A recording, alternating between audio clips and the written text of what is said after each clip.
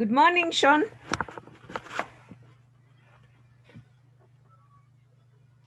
Morning. Hi. How was your weekend? Fine. Morning. Did you attempt the exam?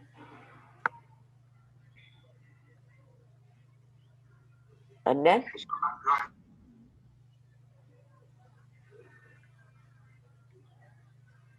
Sean, you're there?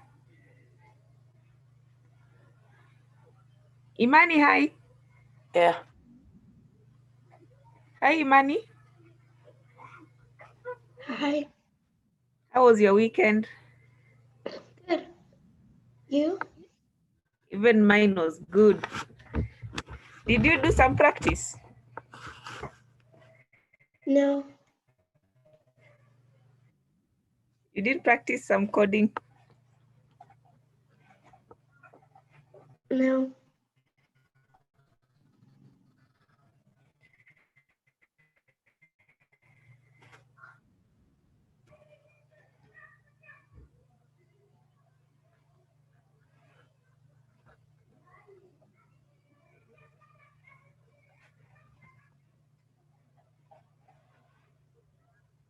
Hi, Ven.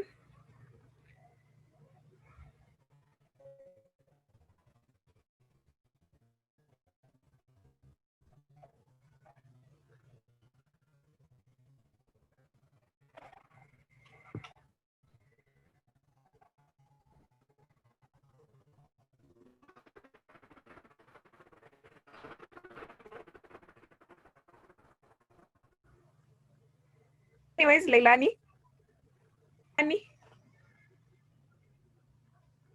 She's about to join the meeting. Okay. Fine. Teacher Ernest will be joining us in a few minutes. And Sean, is Chantel in? She's still sleeping. Please wake her up. Okay.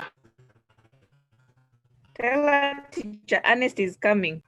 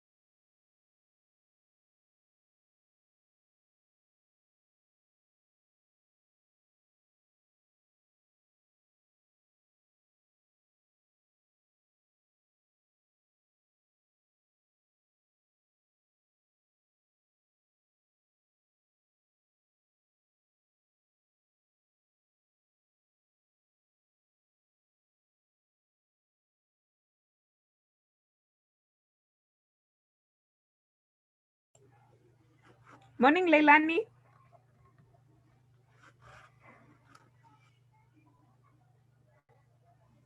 Morning.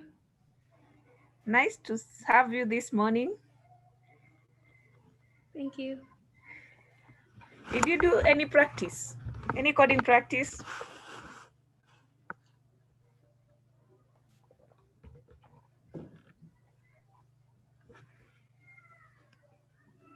Hi, Leilani.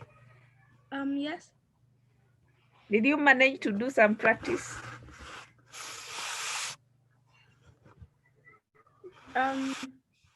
No. Okay. But meanwhile, you can do some practice as we wait for teacher Ernest to join in. Okay.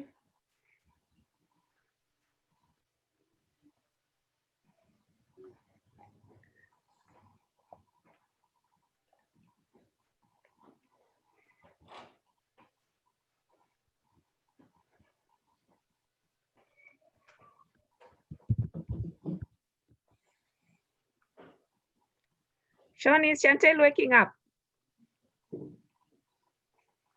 She's awake.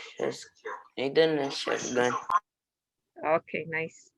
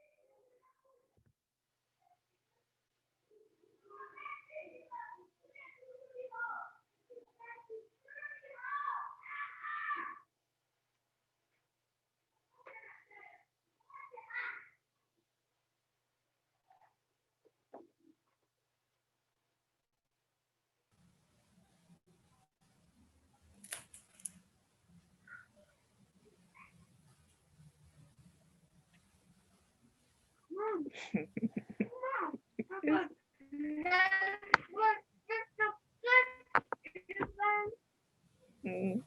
Mom, Mm. I'm not what to play. Mm. I want to Hi, Chantel. Hi, Chantel. I can see you.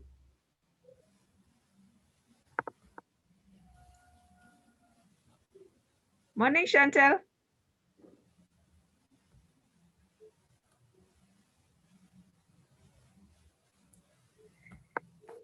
Welcome, teacher Ernest. Thank you.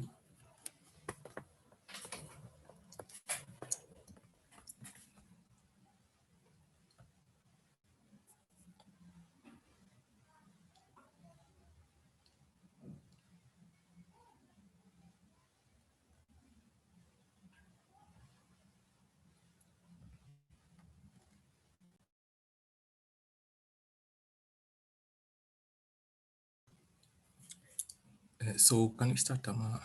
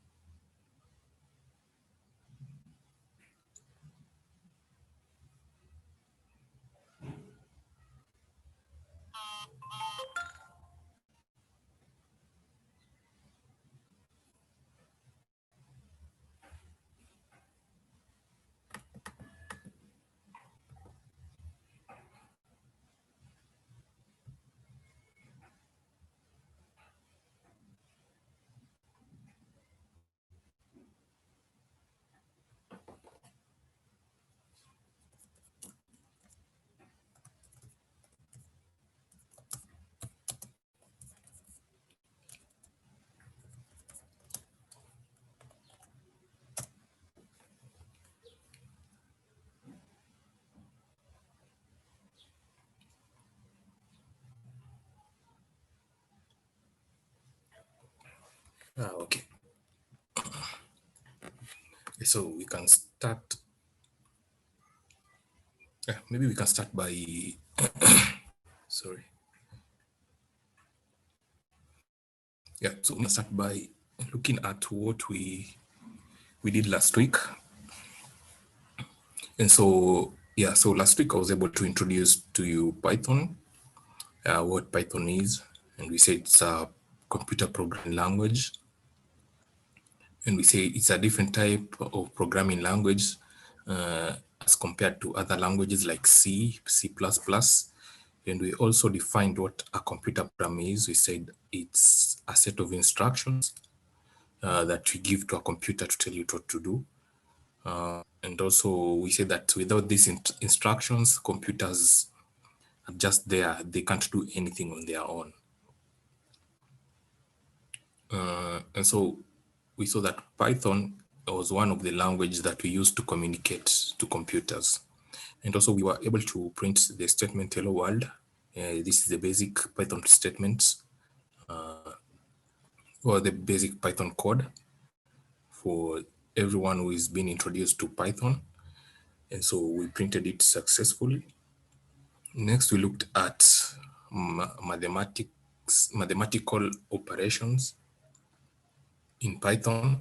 We saw that we could do addition, we could do subtraction, we could do multiplication, we could do division, modulus, and so on in Python. And we saw that Python is not limited as compared to our calculators, which are mostly limited to the number of let's say the level of calculation that it can perform. So the next thing we looked at was variables. And we say that variables are just storage containers for values.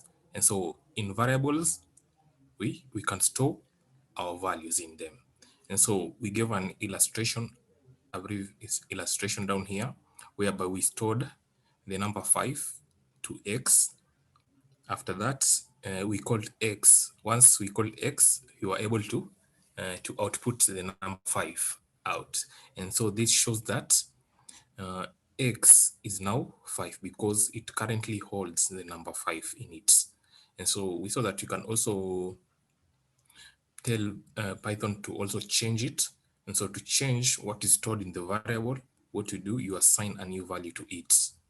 And so now when we called X, we saw that 10 was our output as compared to initially when it was 5. The next thing that we looked at was rules for naming variables. And so we saw that when it comes to naming variables, we have some rules. And one of the rules was that a variable name cannot start with a number. And you can only start with an underscore, a letter, but never a number. And that is a fundamental rule in Python for naming variables. And we also saw that you can't have space in between.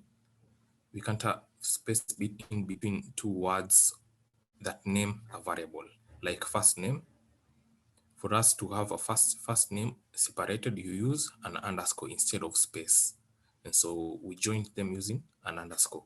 And so Python was able to accept this name, this variable name, as a valid variable name because it didn't give us any error. We also did some other more examples on naming variables, whereby when we started a variable name with a number, it gave us an error because we had broken one of the rules for naming variables in Python. Yeah. And so now we are going to proceed on. And the next thing that we're going to look at is strings.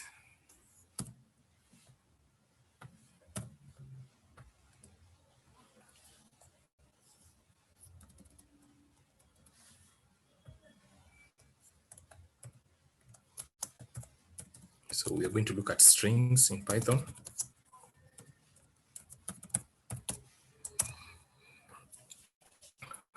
Okay, so some of you might be wondering what strings are. So string is just basically text in Python. You see words, letters, and so on are strings. So strings in Python are just text, just pure text. And so by text, we mean that it can include a word. It can include a word,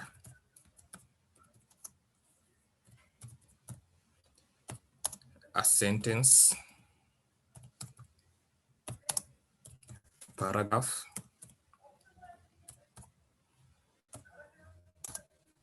a letter also,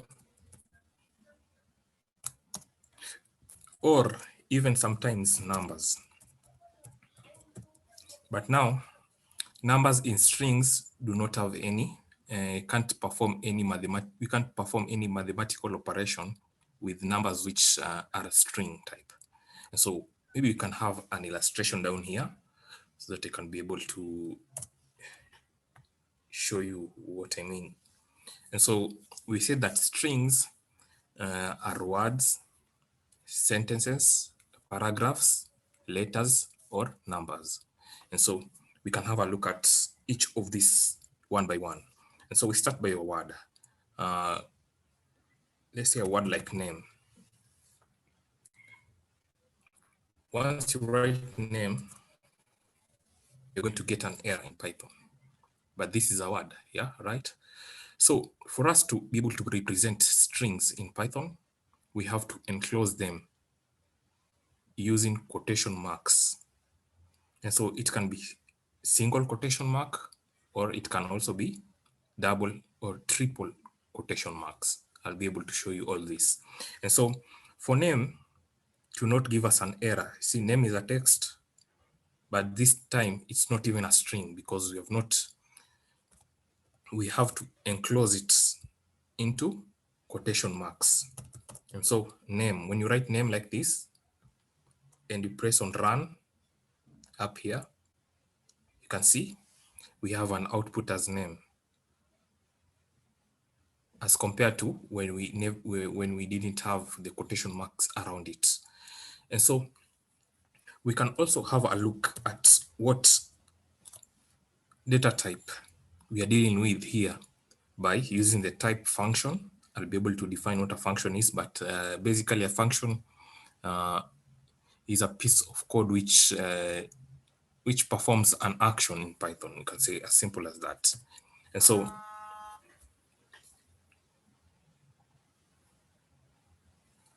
so we can have name, type, name. When you run this, you're going to get the type, the data type that you are dealing with here as str. Str in full is string. And so let's have a look at the name here, which we had here, which never had the quotation marks. Let's try and look at which data type that is. So we just copy and paste it into the brackets in type. So once we paste it, then run, and you'll see that name is not defined because right now Python is thinking that this name is a variable instead of a string, right? And so just what I was saying is that we represent strings using quotation marks. So anything surrounded by quotation marks is a string. So let me delete this. And so we can also represent these quotation marks. We can also represent strings using double quotation marks as such. That is double quotation marks, and we have name there. When you run that, Python doesn't give us any error. And when you look at the type of data type that you're dealing with,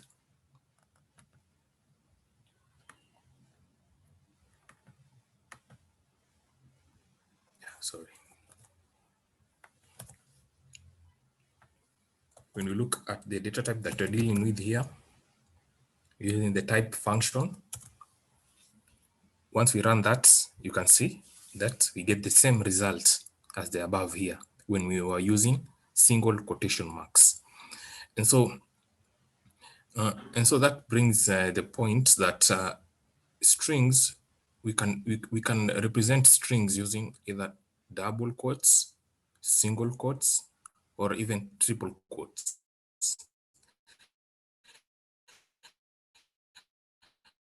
I'll be able to show you this is where we use. Yeah, and so let's have a look at the triple quotes now. And so triple quotes in Python is usually used to represent paragraphs. Let's have a paragraph here. Let's select all this. And we want to represent all these lines in Python. So you can just copy that.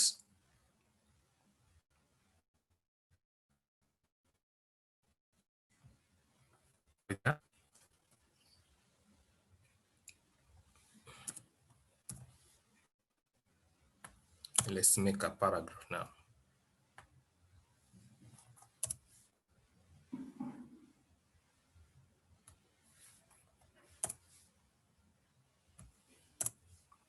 That way.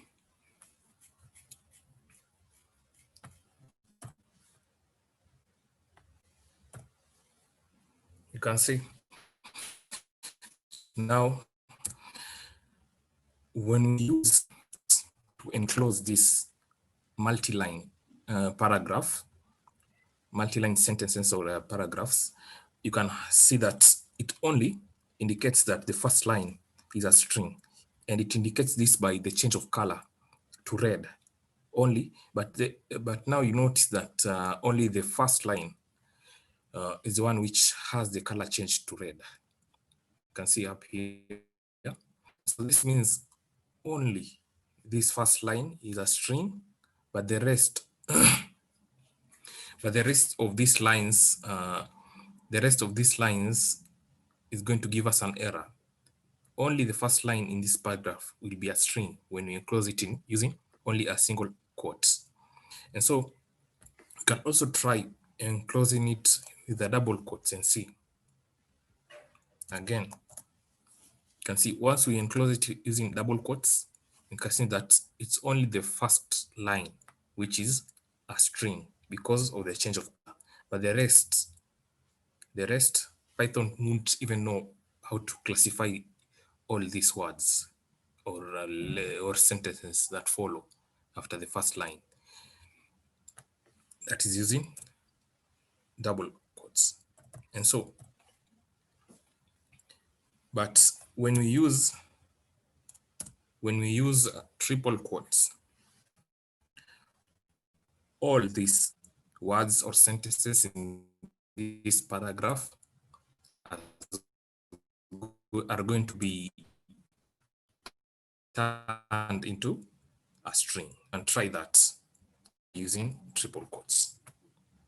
So yeah, triple quotes, to insert triple quotes is just the single quote 3 times. You tap on it 3 times. 1, 2, 3.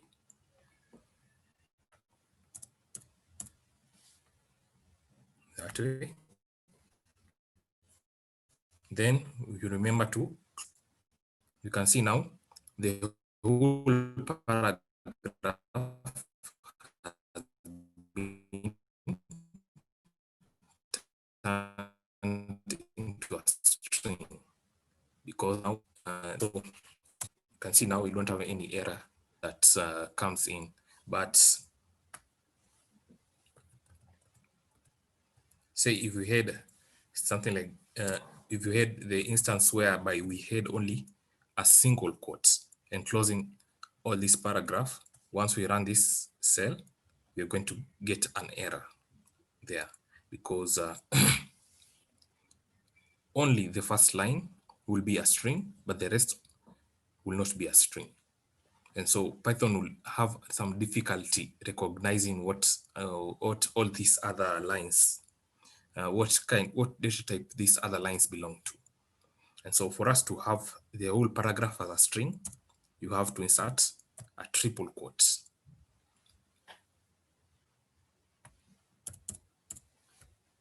Triple quote, that way. And so once we run this, you can see now we are good to go. We don't have any error in there. And so that is string, as simple as that. String is just pure text, can include a word, a sentence, paragraph, letter, or even numbers. And so let's look at numbers, a number which is a string. And so let's say we have 5. 5, you want to add it to, let's say the number 3. When we run this, you see, we are going to get the result as 8, right? But let's now use a string number 5. Remember, a string number 5. And so remember that all strings are enclosed using a single, double, or triple quotes. Triple quotes only applies in cases whereby we have multiple lines that we are trying to convert them into a string. And so let's try and convert 5 into a string.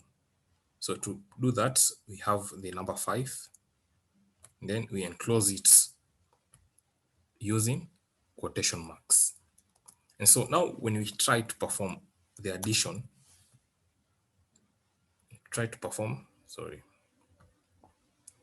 when we try to perform this addition operation of 5, string 5 plus 3, once we run that, we are going to get an error, because the string number 5, in string number 5, you can't perform any mathematical operation using it.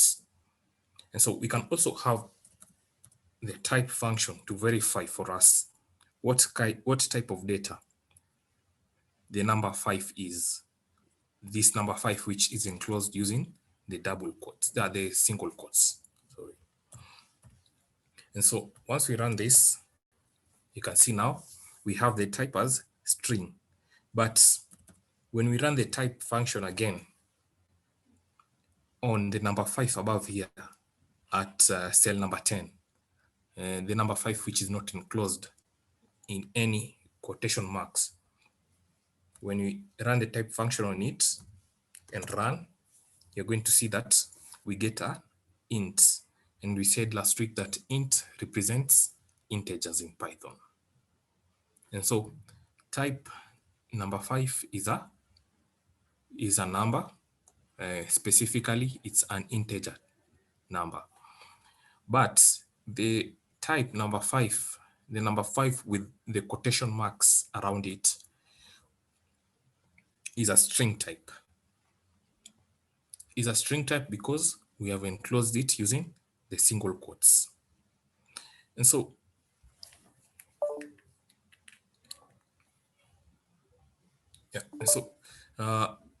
that is strings in Python. So string is a very extensive subject. Okay, but for us, we're just going to have a look at these simple representations of strings in Python. And so we say that strings are just pure text. And we say that in them, we can have words, we can have sentence, we can have a paragraph, letters, or even numbers in strings. And so we had a look at name, whereby we wrote out the word name and we tried to run this cell. But once we ran the cell, we got an error. Yeah. And so the reason why we got this error was because we never enclosed the word in a double quote or a single quote. And so this is where we defined strings. And so we saw that strings are usually enclosed using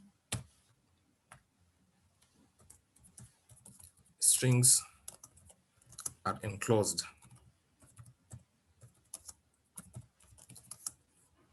using single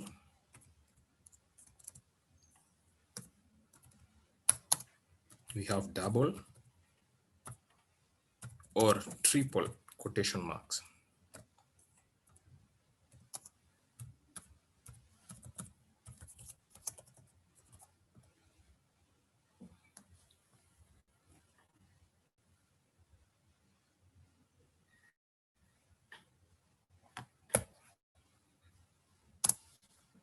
So let me just have them represented.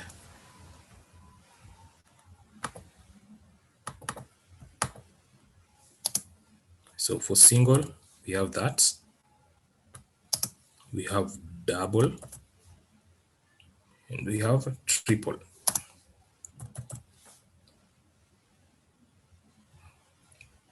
And so we said that for single line, to represent single line strings, we can only use the single quote or double quotes.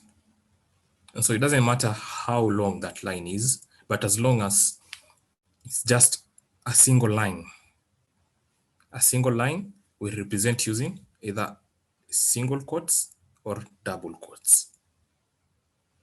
But when we are representing, let's say, a paragraph, and you see a paragraph usually has multiple lines in it.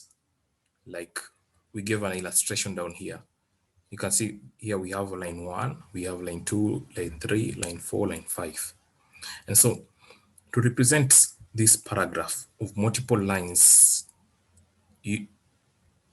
using the string data type, we usually enclose it using the triple quotation marks. And so next we looked at numbers as strings.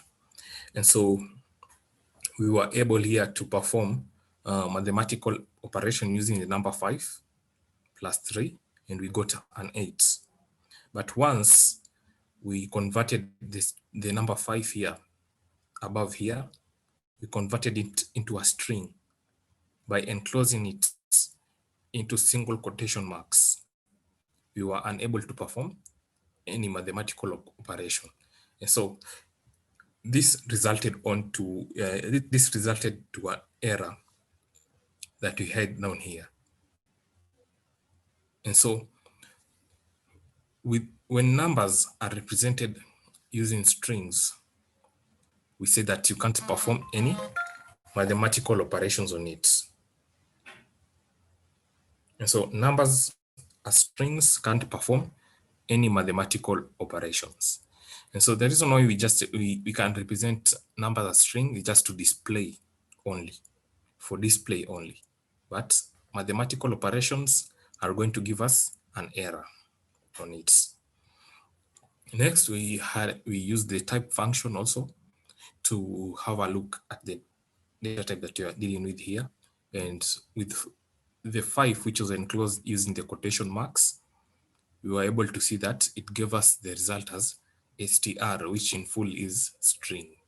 And so it indicated that the number 5 above here, the one enclosed using the quotation marks, is now a string.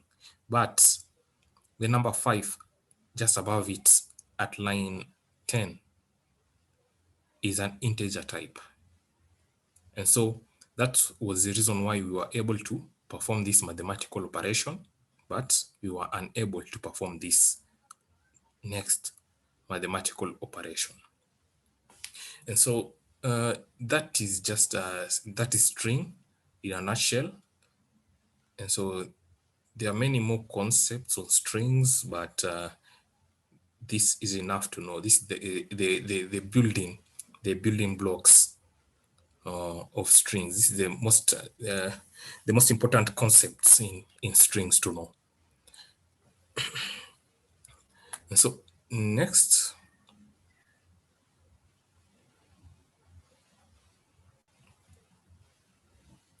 we are going to look at Turtle.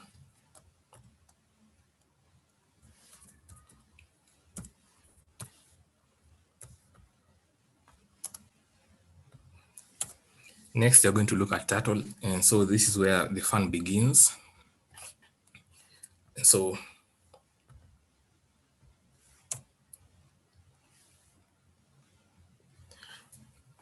what Turtle is a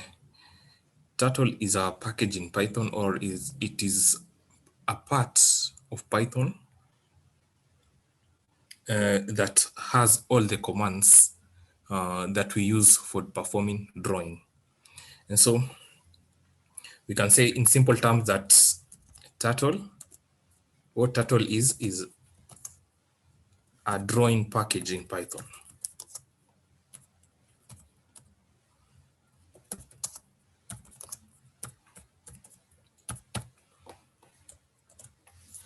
And so using Turtle now, we are going to be able to draw using Python commands. And so we'll be able to make several patterns. You'll be able to draw different shapes, however you like it. And so yeah, I feel like we can now start on Turtle. And so for us to be able to use the Turtle package, we have to import it into our notebook. And so we have to include it into our notebook. And so for us to include Turtle into our notebook so that we can be able to draw, we use the imports keyword. Remember import. After import, you indicate what you want to import into this notebook of ours. And so we want to import Turtle.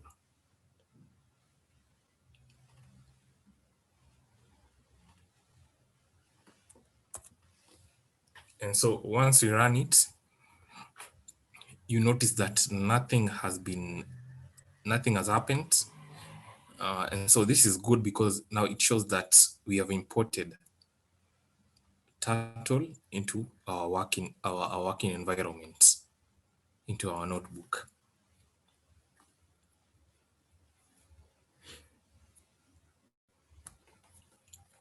And so for us to be able to draw anything in Python or even in real world, the first thing that you have to have is a canvas. And so a canvas is a drawing space, you can say, on which you can just do your sketches on it, on that space. And so for us to be able to create a canvas in Turtle, what we do is that we create it using this command where we have t, a variable t is equal to turtle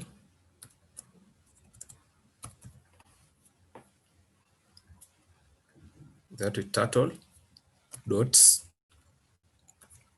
pen, and then you end with brackets and closing. And so what we are doing here, we are creating a canvas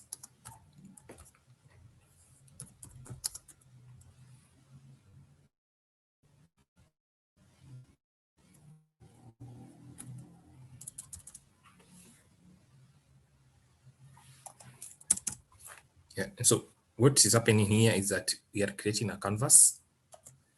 And so now we can run. You can see once we have run that command, you can see now we have a white space with a pointer in there. And so this pointer is what is usually called a turtle, or we can say it's like our drawing pen.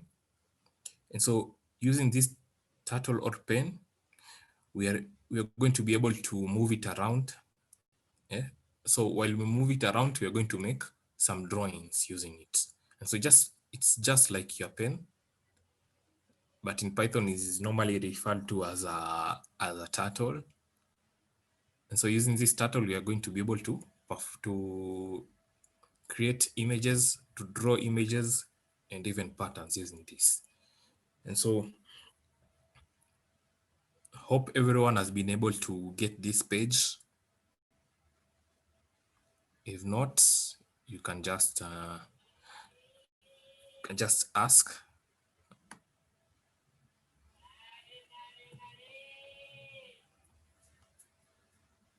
Has everyone been able to get to this page?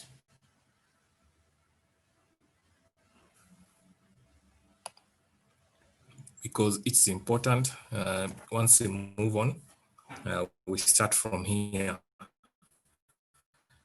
We start all of us. So anyone with any difficulty, just ask.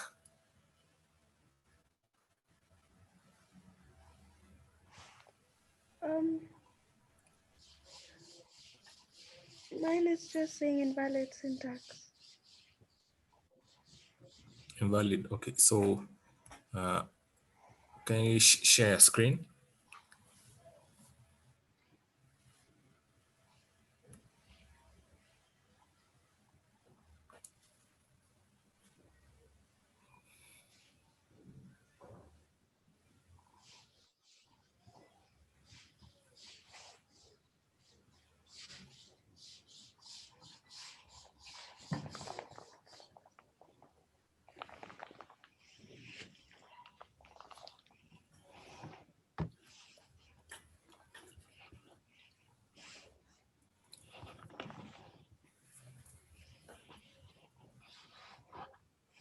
Oh,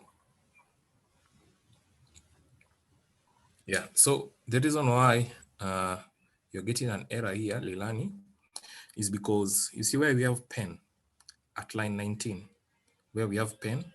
Next to pen, we have the braces, the curly braces. Instead of that, you can remove the curly braces and use brackets instead. Yeah, so now you can run.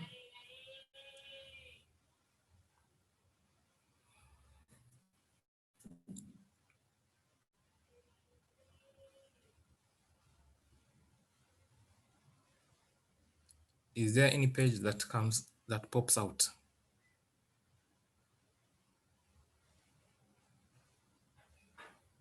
Hi, Leilani.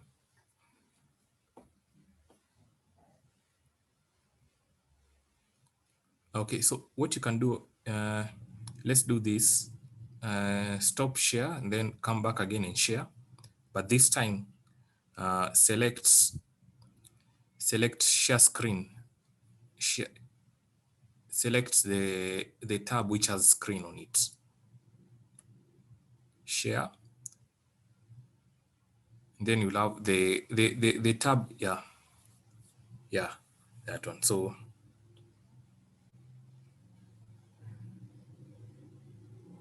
let me have a look.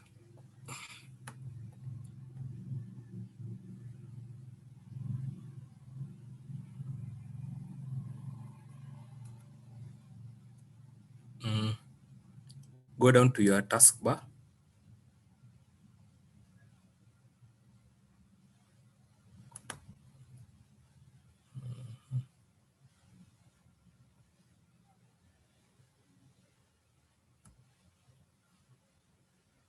Yeah. Now try, you see where we have Chrome? Where we have Chrome down there, we have, just go towards, on the taskbar, move towards right. Move how many steps? 1, 2, 3, 4, 5, 5 steps. On the taskbar, down there. On the taskbar, where we have Chrome. Do you see Chrome? Move next, 1 step there. Towards right, move 1 step to the right. Yeah, click on that. Oh, sorry. That's not it. So, okay, so just a moment, because I think yours doesn't have the turtle installed. So let me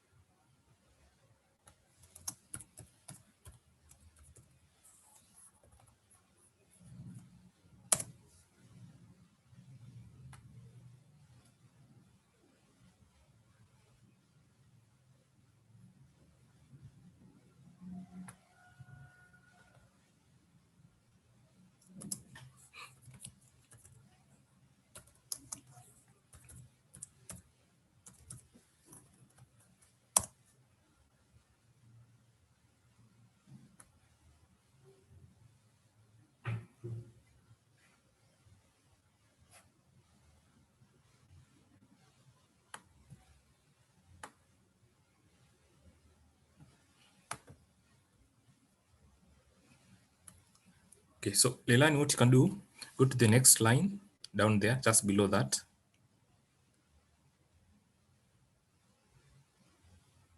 No, on the Jupyter notebook, where we were writing our code, just below line 20,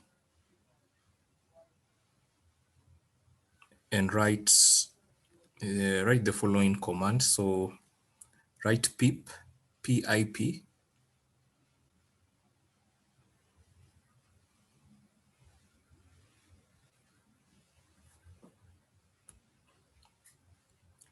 pip, pip, remove the N, and instead replace it with a P. Yeah, I can't see.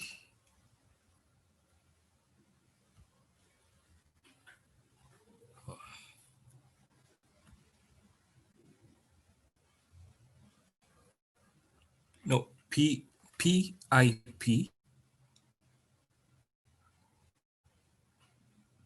yeah, and then space, install, inst, yeah, install space again. And so write IPY,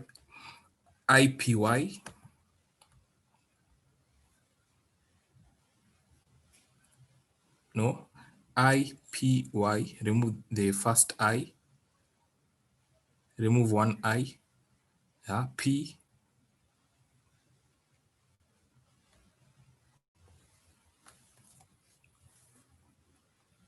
IPY, remove P, and then write turtle. T, not space in between, just a single word, yeah. And then run that cell.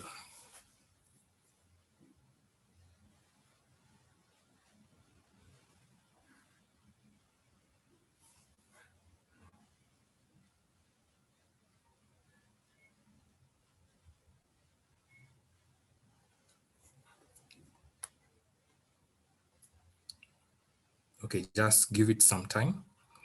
And so you can stop sharing now. And so you can tell me once it's done. Okay, so Ernest, yeah. Chantel seems to be having issues as well. Yeah, so Chantel, you can share your screen.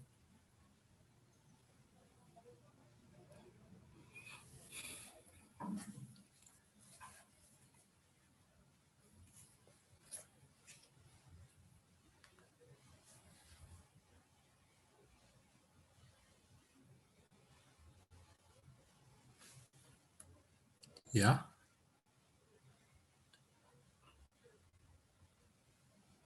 Hello, Chantel. Yes. What were you asking for? Mine is refusing to run. What exactly? The variable part. This part down. Oh, this part here. Okay, Yes. so yeah. So what you can do, you can try again. Try once more. Just click on it, yeah, and run. Okay. So what you can do, you can just come to where, go up to where we have the run, stop. Go to where we have a circle, an incomplete circle, which is looks like an arrow. No, just where we have the run. Go next. Go towards the right side. Next. Yeah, click on that. Yes. Now click on that and restart.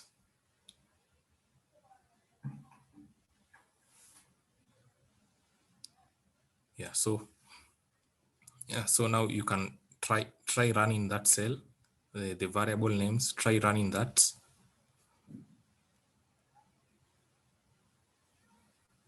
No, have click on it and then run. Yeah, now it's running.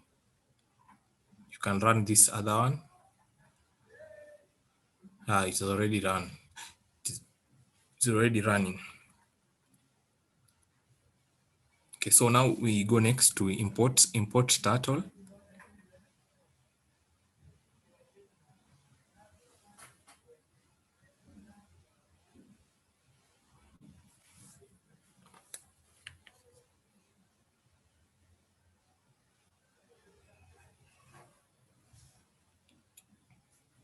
And run.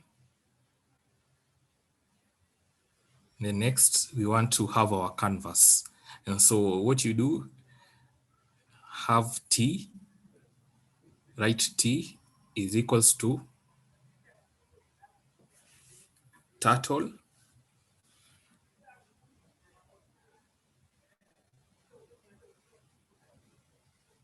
dot pen with a capital P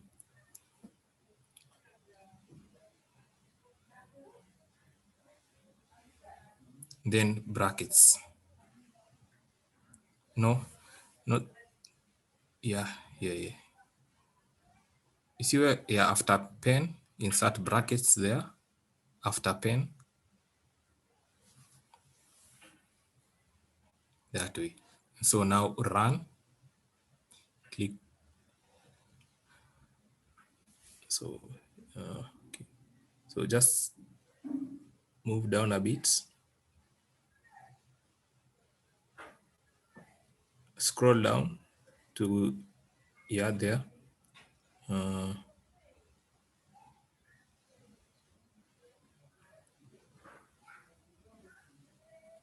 No display name, no display environment variable.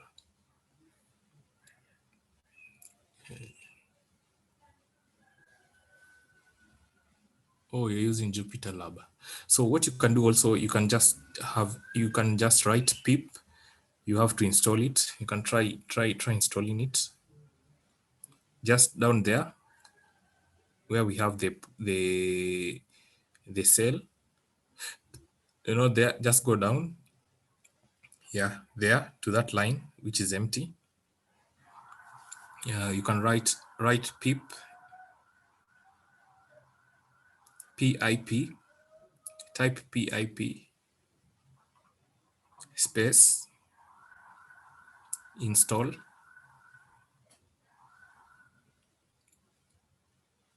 space, ipy, p, y,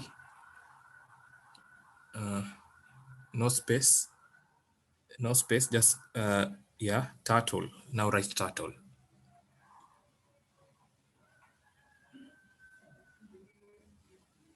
Okay, now run the cell.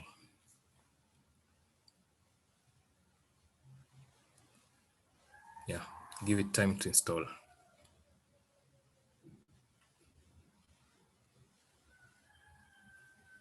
Now go down a bit and we see if it has already installed.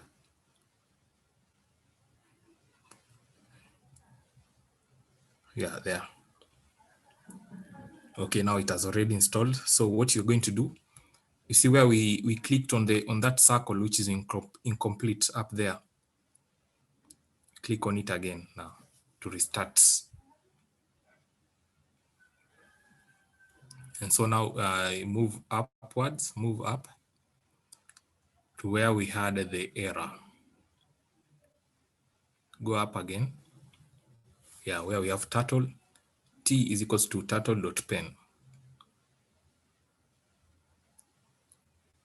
Click on that and then run. Oh, sorry. So you just, yeah, go to the one above. Just go to the one import turtle. Go to import turtle. Click on that. Then run. Yeah. So now go again to the second where we have t is equals to turtle.pen and run. Why do we have an error? Oh, you can see you're using Jupyter Lab. So Chantel, let's do this. You do you have Jupyter Notebook instead of Jupyter Lab?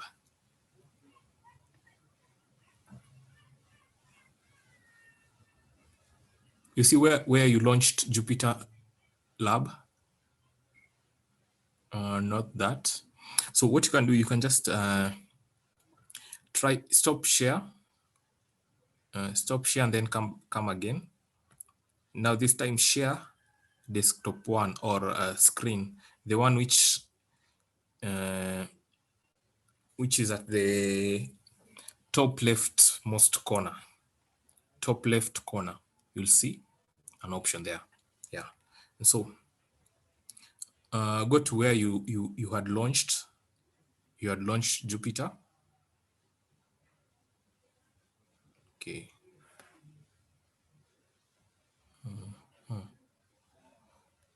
So just try minimize this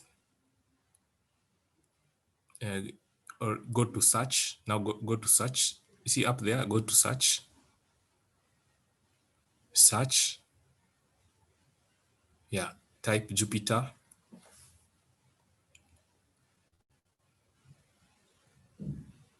Jupyter with a Y, PY, not with a Y.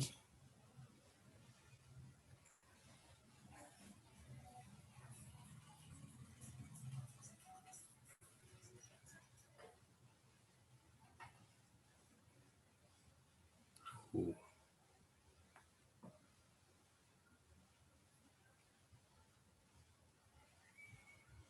Jupyter, no.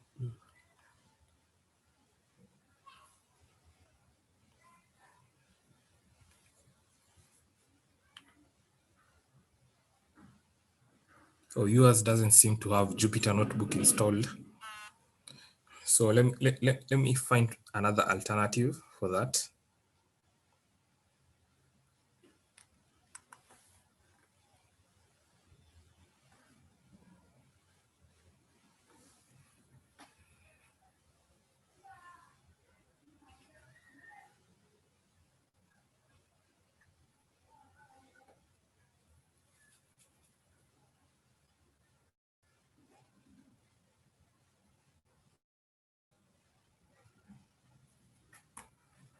Let me look for another alternative of how you can use Turtle, because it seems like you can't use it using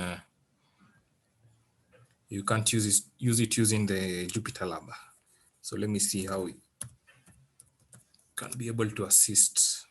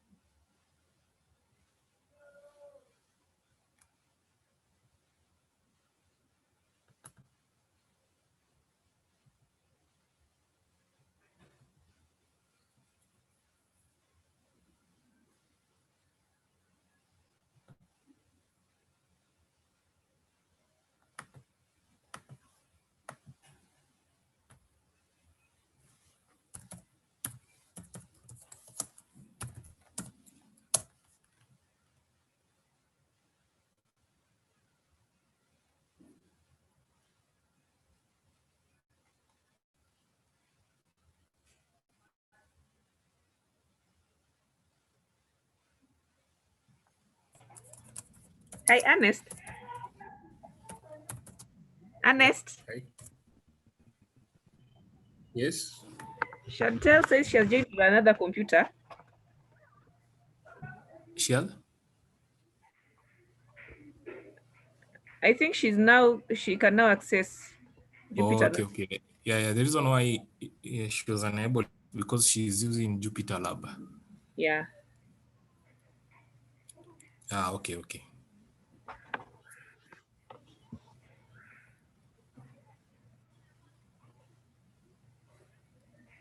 Okay. And so, Leilani.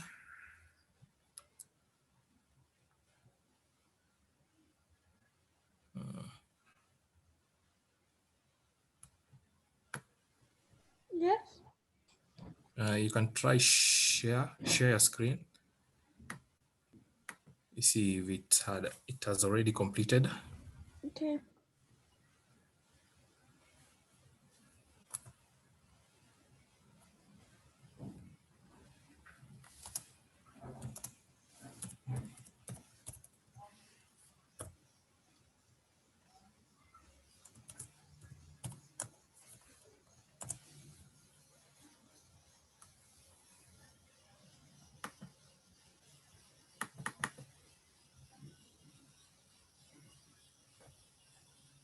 Yeah. So now click on the just below kernel. Where, go move your cursor where we have run.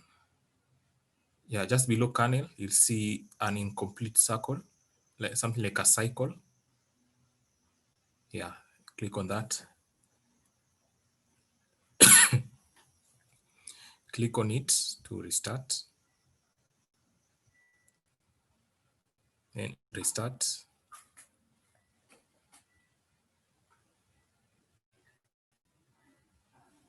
Okay, now see where we have an empty cell. Go there and type import turtle.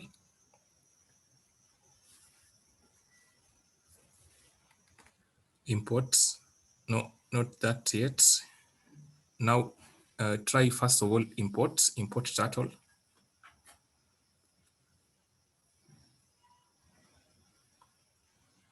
Run that. Okay, so next T, create the canvas by using T is equals to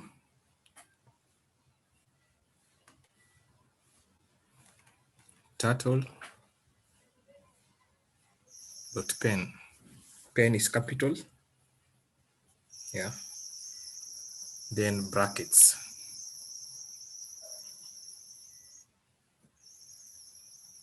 Yeah, then now run that.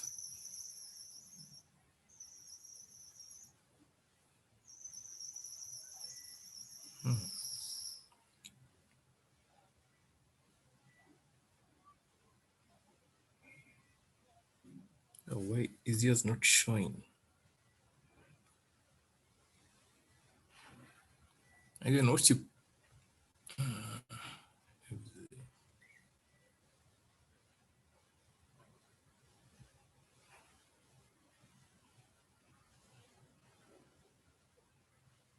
wait a bit. Now, you see where we have the taskbar? Go to where we have the first circle, the green circle on the taskbar.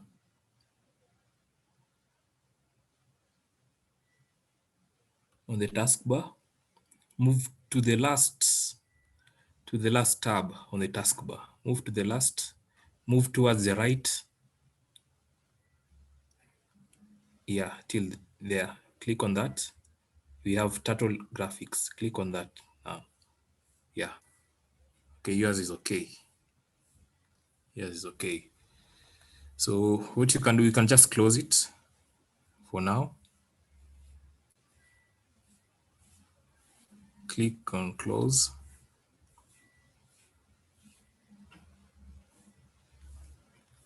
Yeah, close program. Yeah, close program again.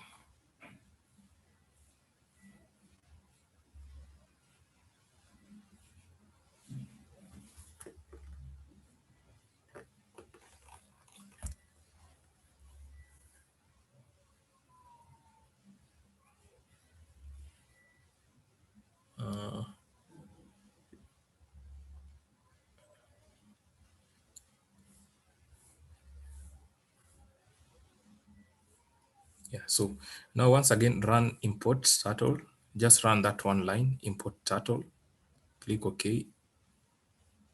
Just run the cell number 1 there. Import, just import, not that cell. So not that cell. Run the cell above, the one which has import turtle. Just run that one cell alone only. Now go to the empty cell. That's where we're going to continue from. The empty cell down there, the last cell. Move to the last cell.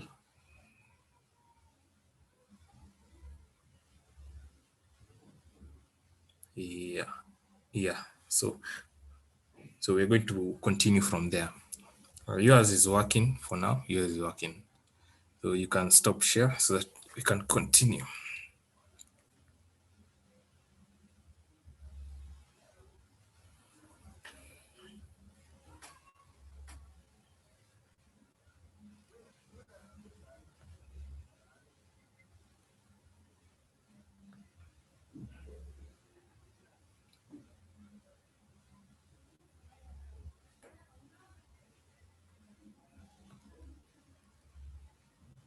Yeah. And so we were able to import turtle, and now we were able to create a canvas where we're going to perform, where we are going to do our drawing on. And so the next step, you're going to make a line using Python on this canvas of ours. You're going to draw a line. And so to draw a line, you put the following commands: t dot forward,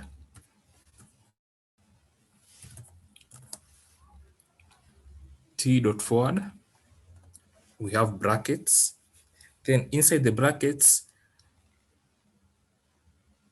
you indicate the number of steps forward that you want your cursor, that you want your line be drawn. The length,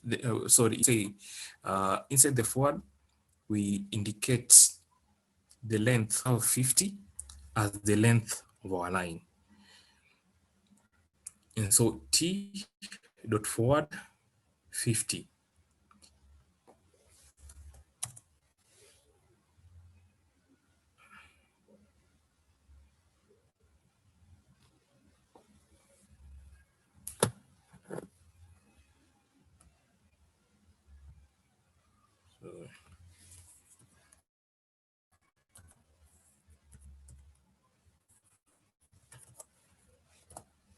Those who are using Jupyter Lab, t dot forward 50 again.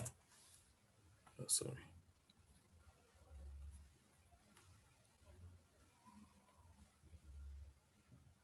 So instead, what you can do, let's have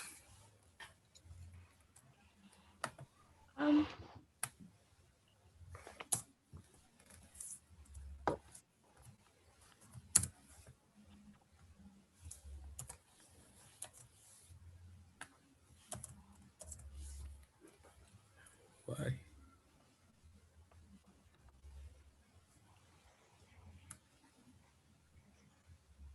Mine is showing an error. Okay, just a bit. Wait a bit.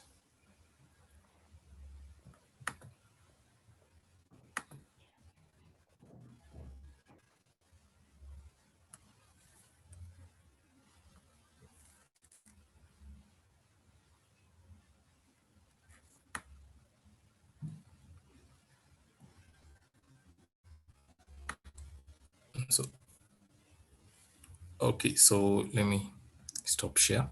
Okay, you can share.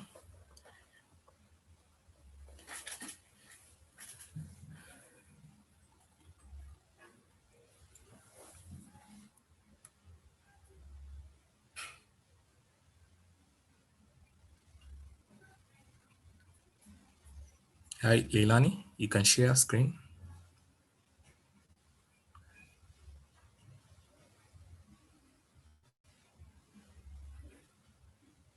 Oh, so what you do here, copy line 3, copy that line,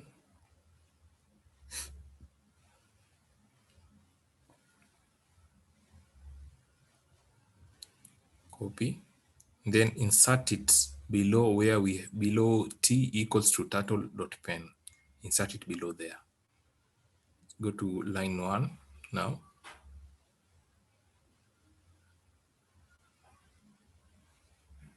Copy it to line 1, just below t, not there. You have to, 50, then select it and copy.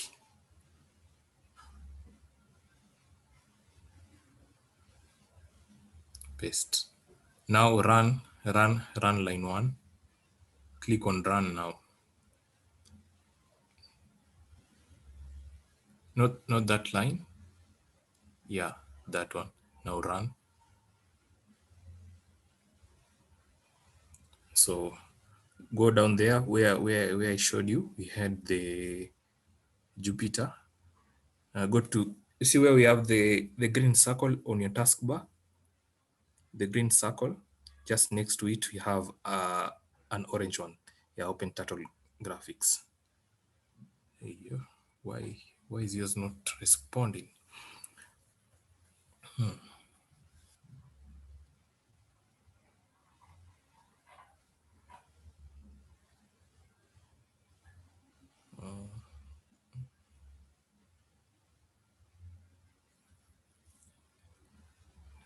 Or do this. You can close this.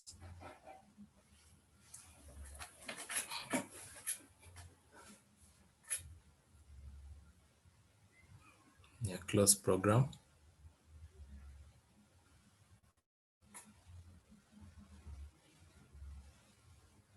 You can click on cancel.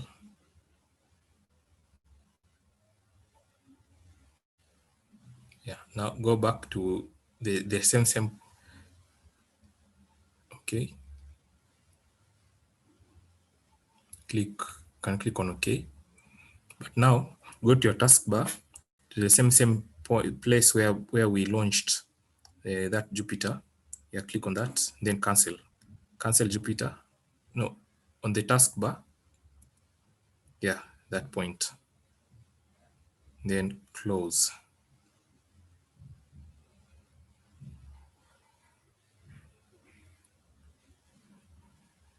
Yeah, okay. Click OK. Have you closed it? Let me see. Okay, so yeah.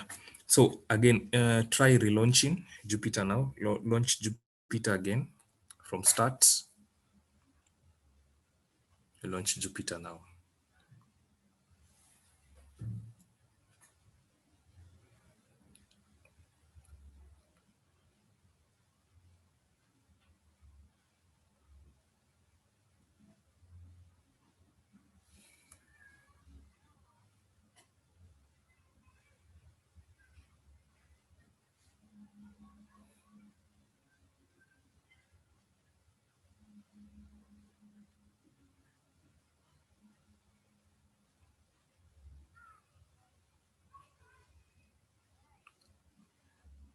So now go to the folder where you had saved Introduction to Python.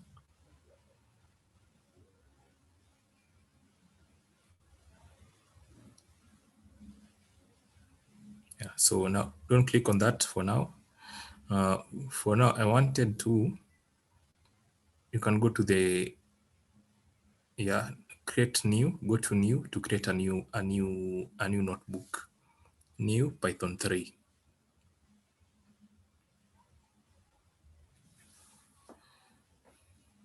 Yeah, so now try import turtle.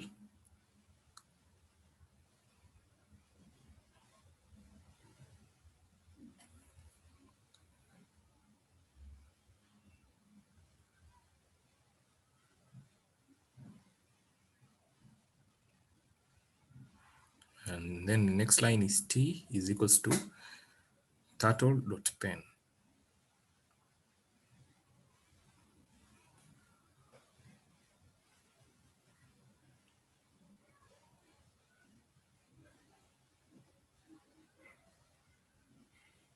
And the brackets.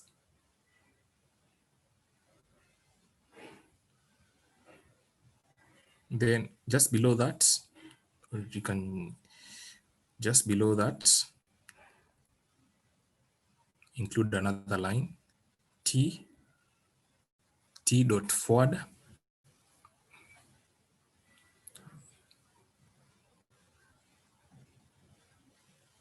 brackets. Then inside the brackets indicate 50. Indicate 50. Yeah. So now run that. Now go to where we launched the turtle, that turtle window down there.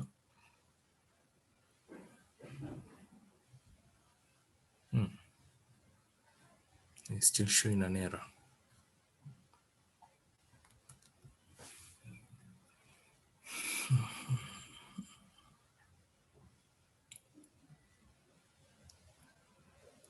So another alternative that you can do, go to start.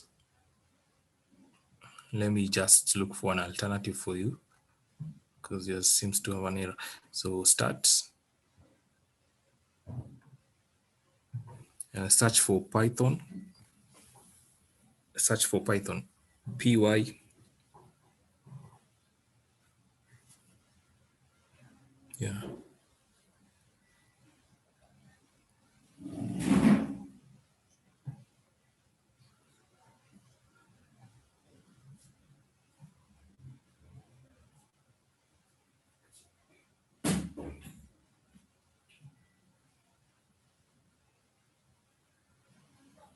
It's still not there. Or just try cancel that search. Instead of Python, you can search for Jupyter Lab. You want to see Jupyter Lab, py.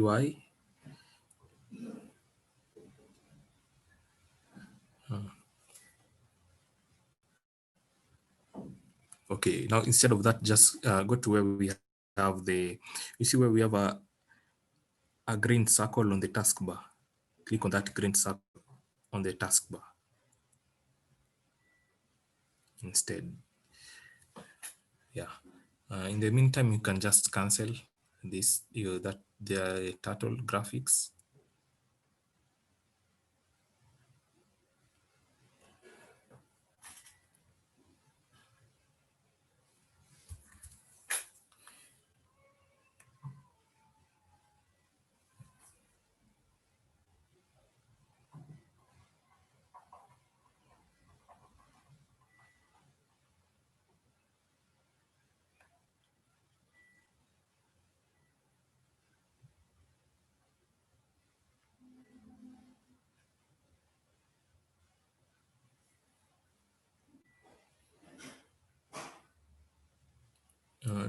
Just give it some time to open.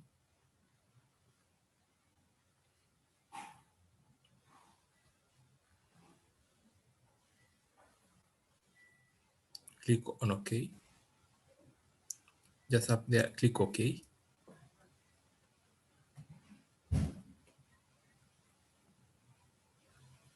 Click on OK, where we have Anaconda Navigator information. Click on OK. Hi, Leilani. Click OK.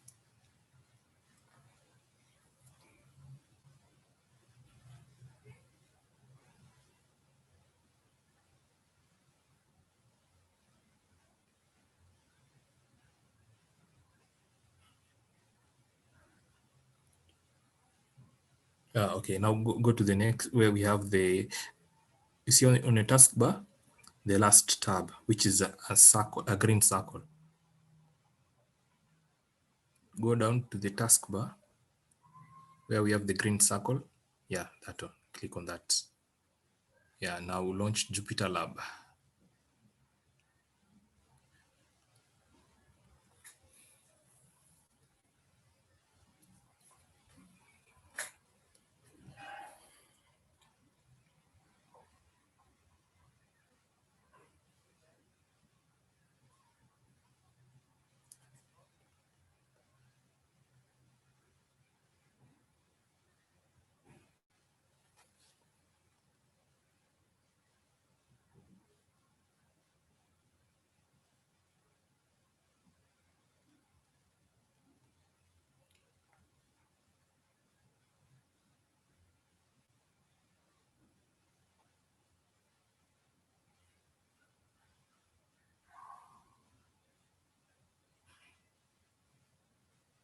And now click on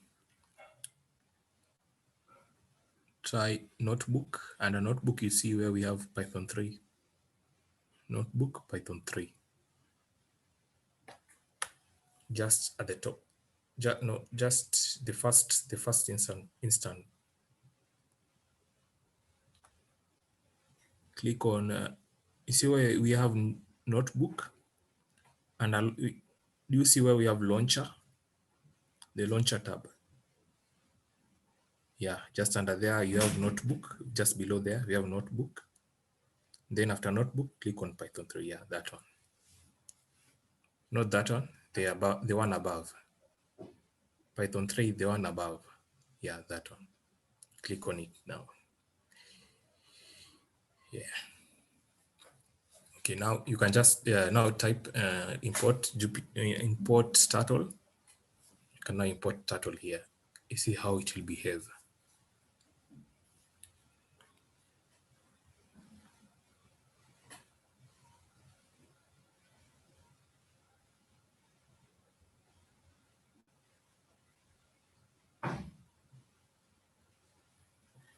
Okay, and then t is equals to turtle dot pen.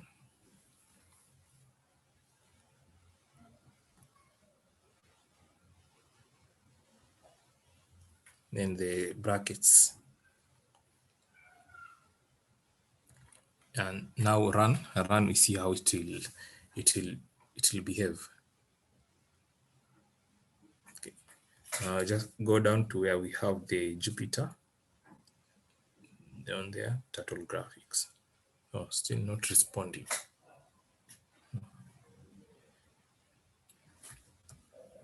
Hi, Imani, is yours working? No. Stop. Okay, just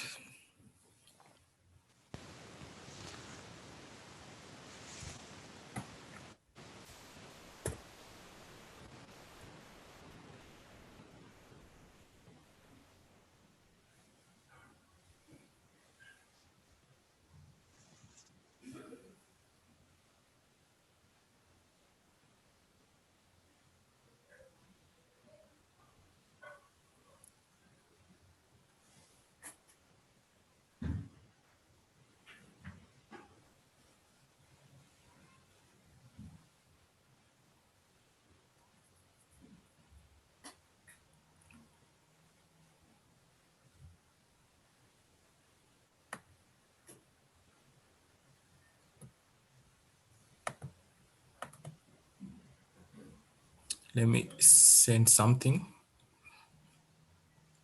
to the chat.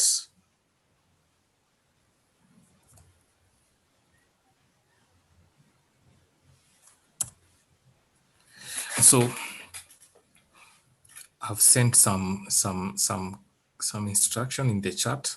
So what you're going to do, we can just do it with you, Leilani. So click on OK. Just click on OK. Then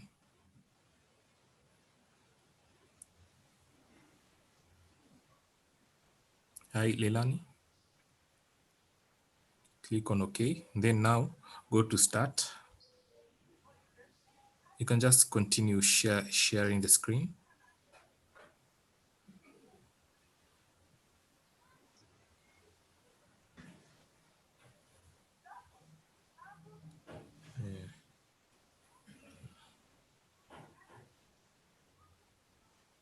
Now go to start, Windows start down there on the taskbar. Start, search for Anaconda prompt, Anaconda. Yeah, click on the one showing Anaconda prompts.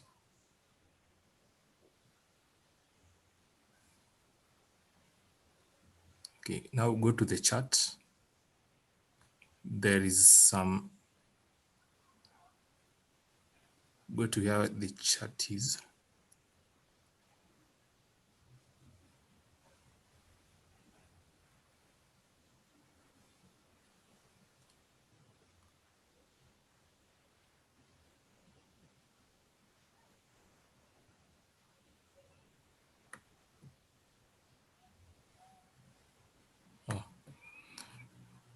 So what you can do, go to where we have the meeting controls, just above there, where you used to, where you have the button to stop share.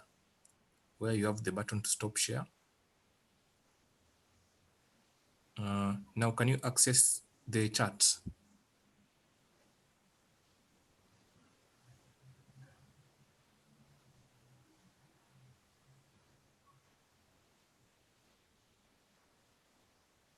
There's something I've shared there. You can just select the whole of it. Select all those lines, then copy.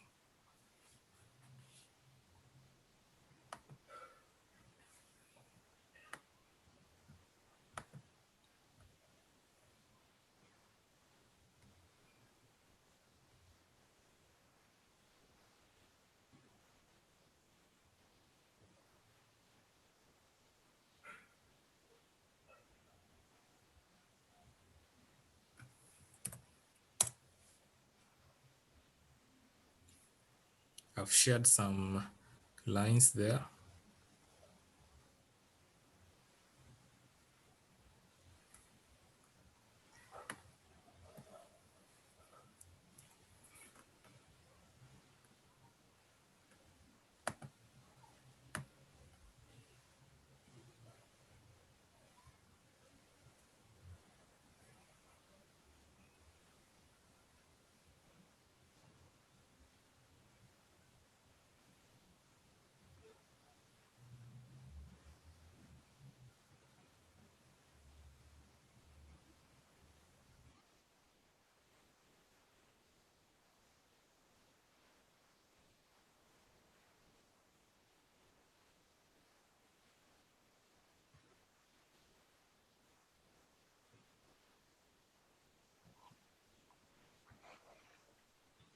Should I put the code on the prompt?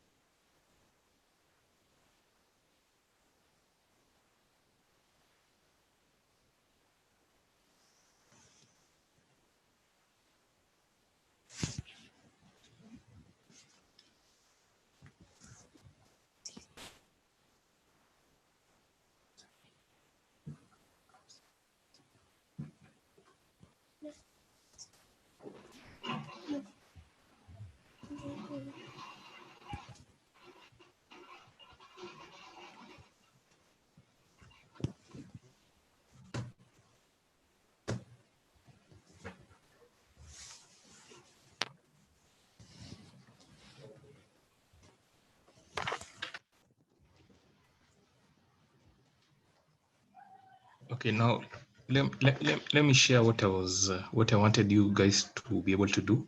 So what I wanted you to do was to go to start, search for Anaconda prompt, click on that.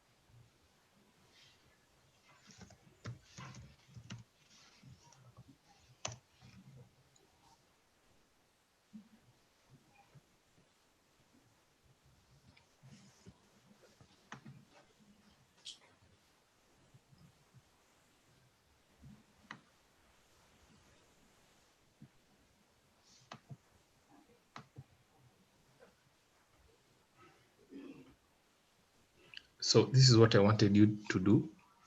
Once there, sorry.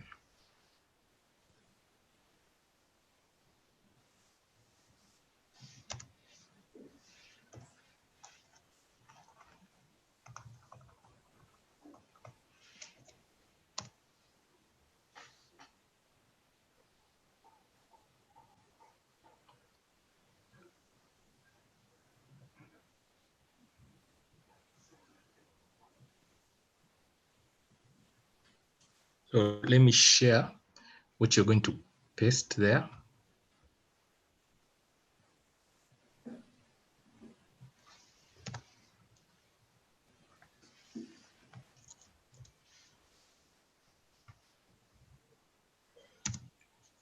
So the first thing, you start with this.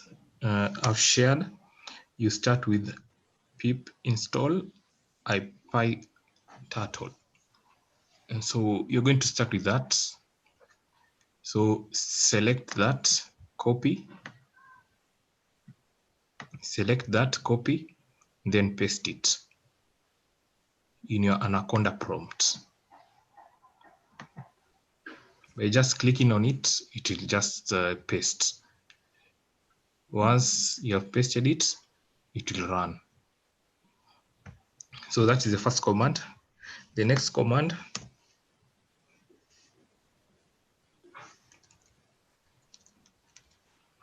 let me share the second command.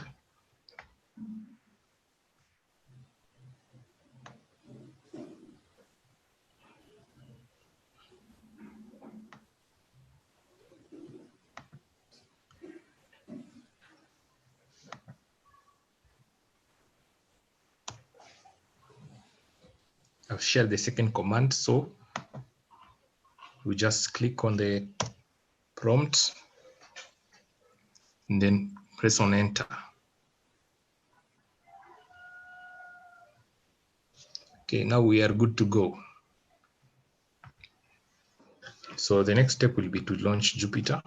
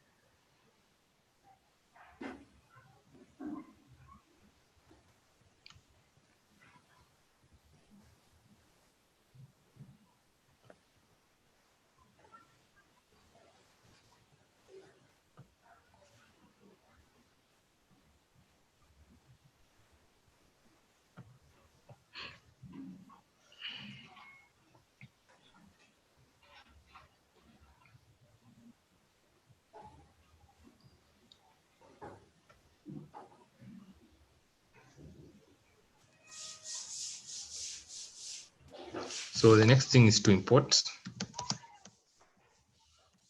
import turtle. Then let's create a canvas.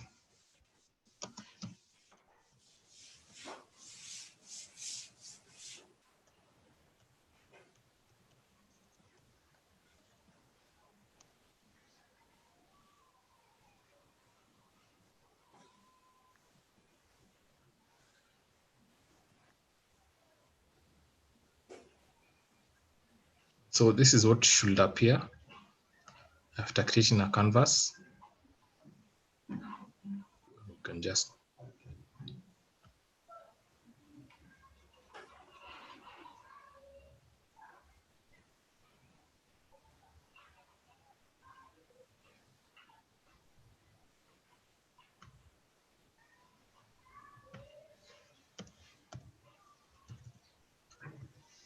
the next command was to draw a line.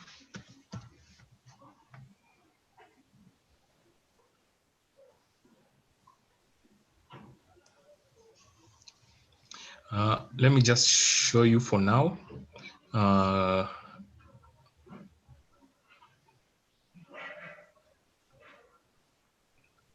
so that is the line which you are expecting. And so,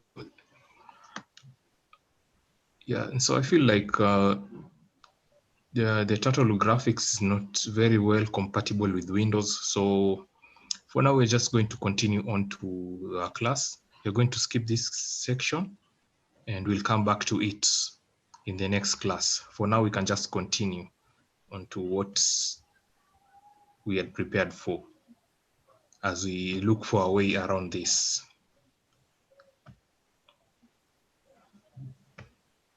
So yes, so I feel we can continue now. Just leave that the title, the turtle graphics, the drawing package, just skip that. Let's go on to the next thing. We are going to come back to this on Friday because yeah, I feel like it is not very well compatible with Windows. That's why some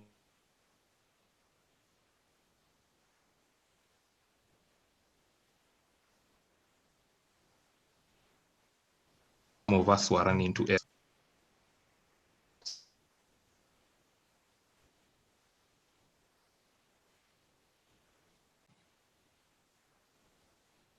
Is lists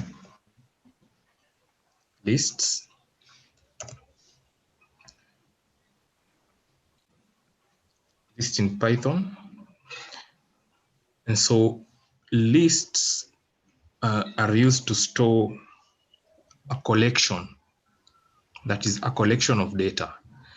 And so the collection can be a collection of words, can be a collection of numbers, or can be a collection of other lists. And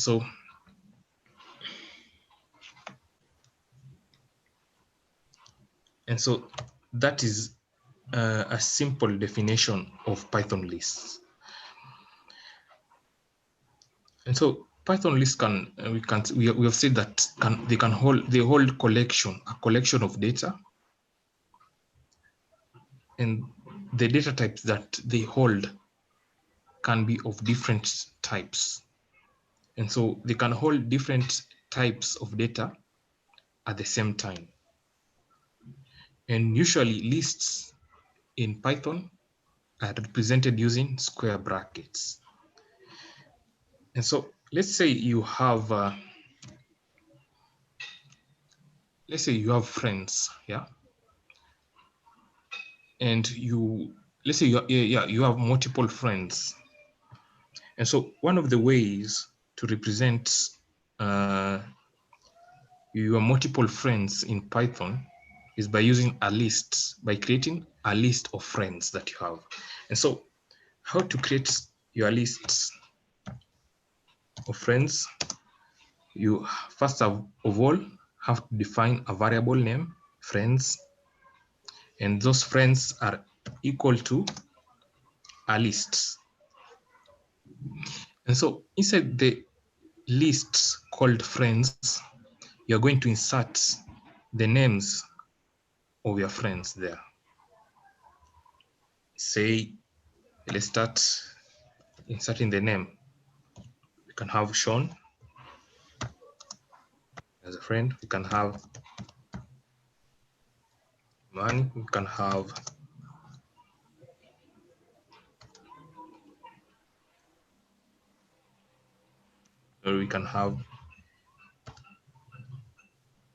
Leilani as a friend. We can also have Chantel. Well, we can have again. We can have Van.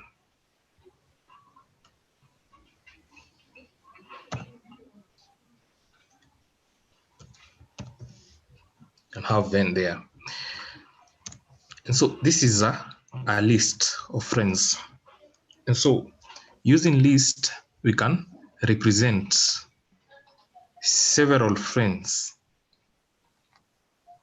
We can have a list. We can create using the list data types in Python. We can combine all these different names into one collection, and that collection we gave it the name friends. And so this is as simple as what lists are. And so let me just have a definition down here. So definition of a list. So a list is a collection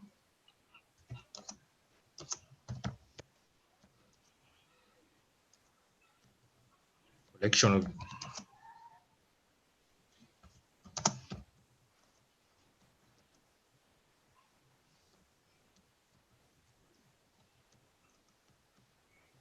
So a list is a collection of data of different type. And so that's as a simple definition as it is. And so how do you know this is a list in Python? And so how you know we are dealing with a list? You can see we have something unique that we have included in this list. And so that unique thing is usually the square brackets that enclose all these names. The square brackets that enclose these names is what represents lists in Python. And so we can add another line here saying that it is represented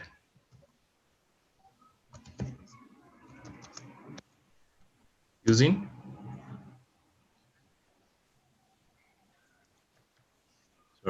square brackets.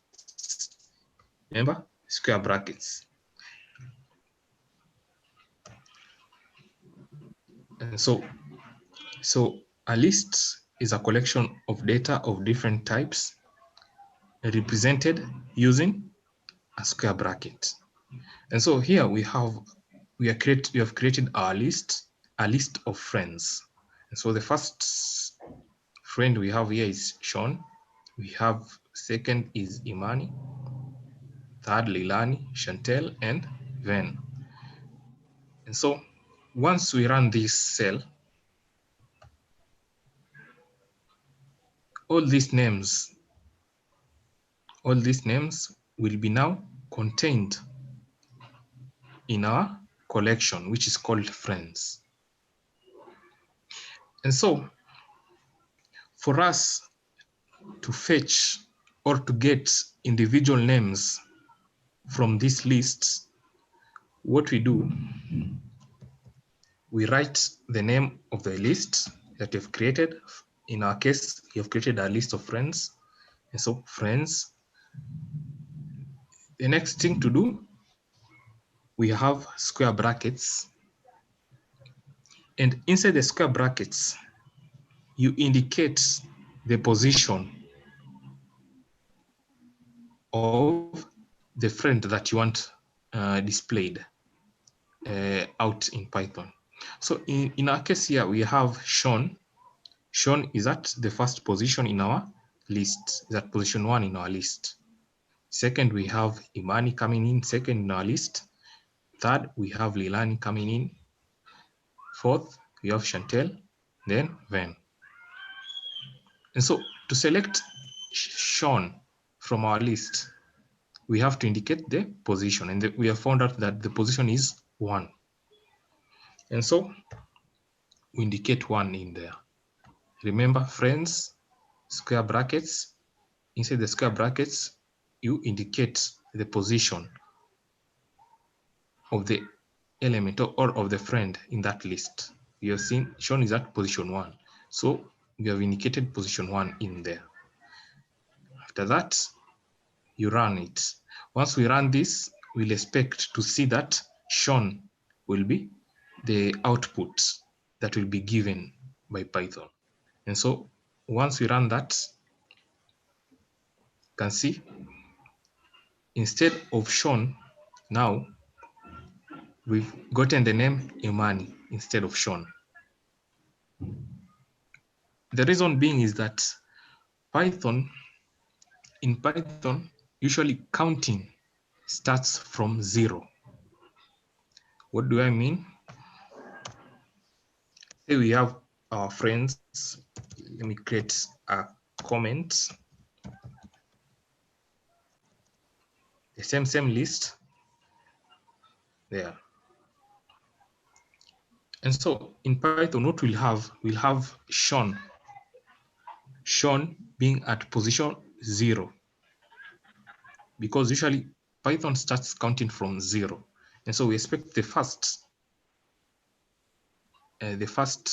name that appears here in this list, Python will see it as position 0, as compared to us who see it as position 1. And so this is something that you have to note, in that Python starts counting from position 0. So usually a list looks something. This is just a representation of how a list looks like. And so we usually have elements in a list, and elements in a list are the individual items. We have, like in our friends list, we have Sean, we have Imani. These are called elements of the list. And so we say that Python starts counting elements in a list from 0. And so the first element that we have in a list will be at position 0. We have element 0. In our case here, in our list of friends, we have Sean coming in as element 0. Next, we'll have element 1. In this case, Imani will come at position 1, and it will be our first element in Python.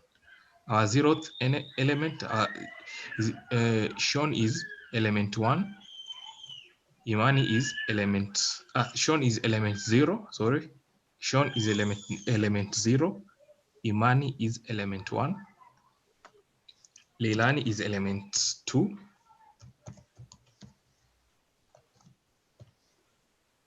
We have Chantel as element 3.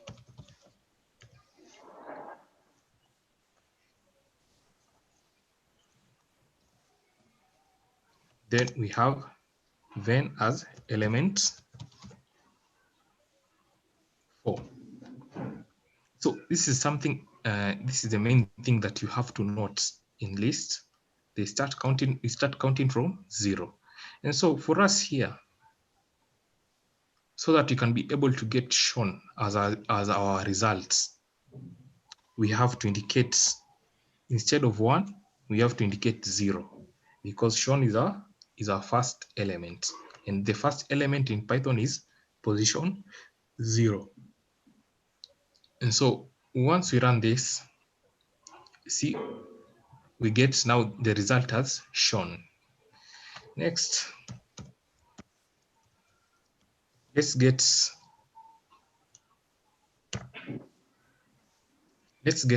the name. Let's try and fetch the name Leilani from this list. So what you do, you start counting. Then usually way that how we approach this kind of solutions is that we start counting from the first element that is shown. So Sean is 0, 1, Imani, 2, Leilani. So inside the square brackets, you're going to indicate 2. After that, you run that cell. And now you can see we have Leilani being displayed as our output. Same for Chantel.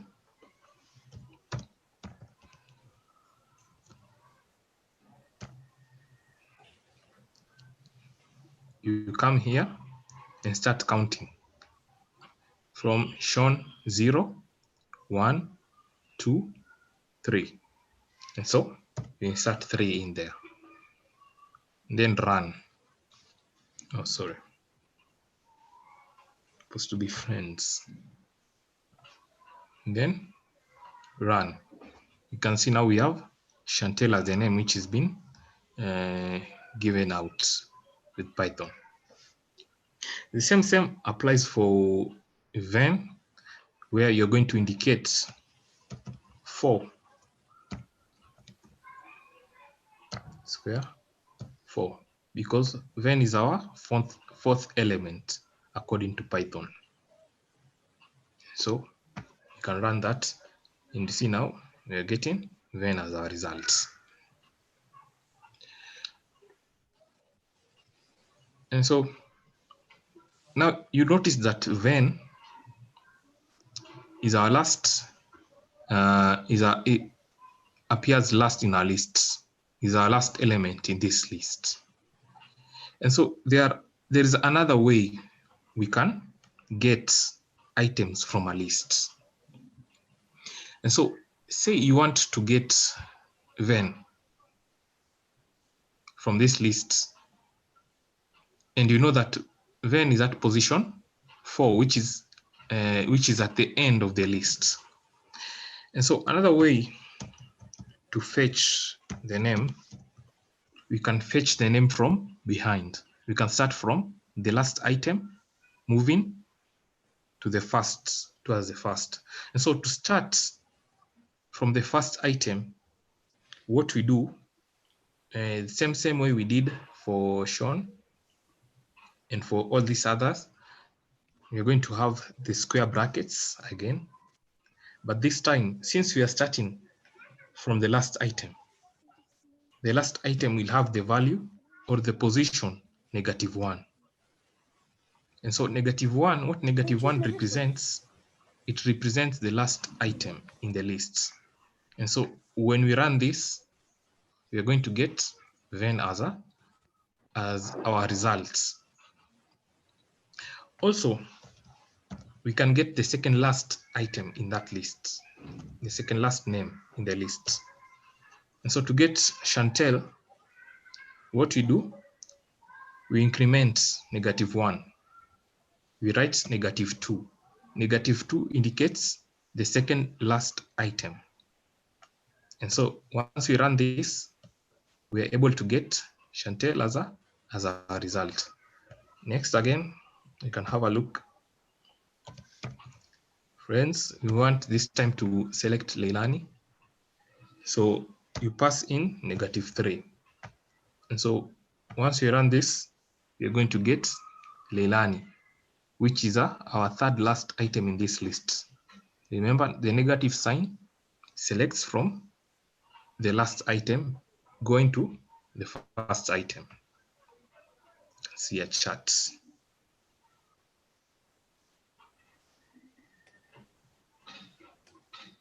Oh, no problem.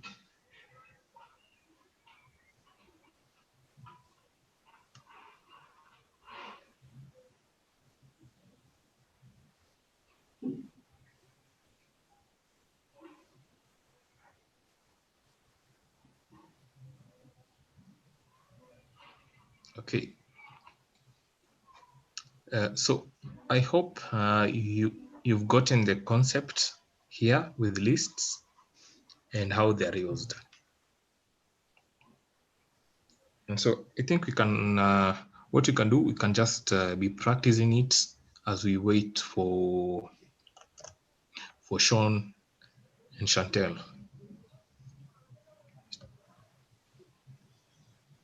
So you can just be looking at this list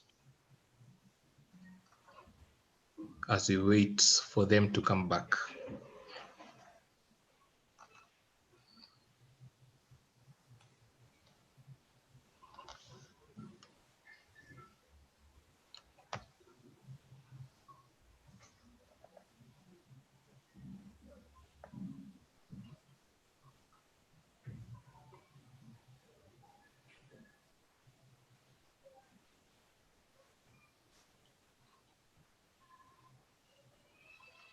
So I hope all of you were able to create the lists. You can share your screen and maybe show us what you've learned.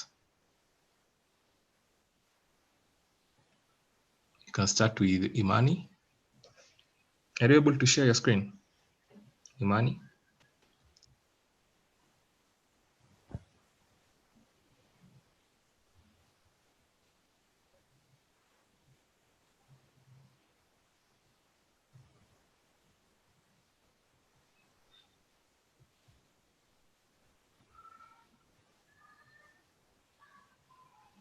Hi, Imani.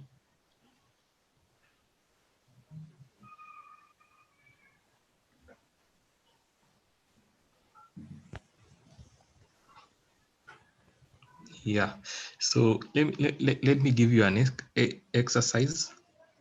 So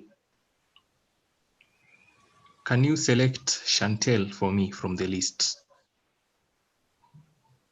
Are you able to select Chantel?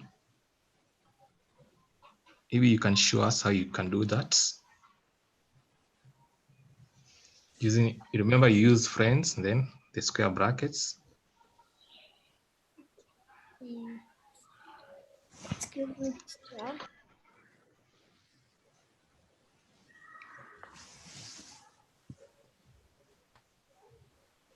Ah, good. See, you're good. Okay, so you can stop share so that you can have another person.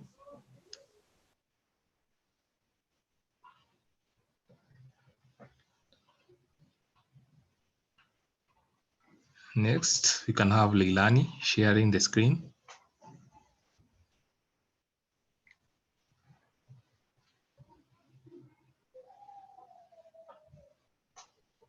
Hi, Leilani.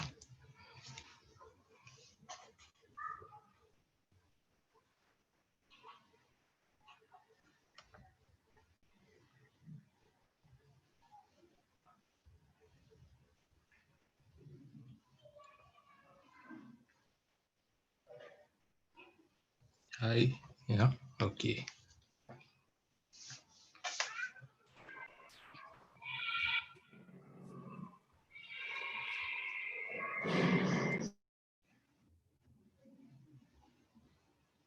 Okay, oh, so what you can do, Leilani, go to where we have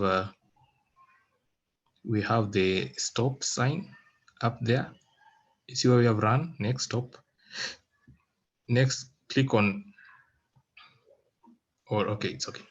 Click on, now click on the next tab, the next button there, which is a cycle button.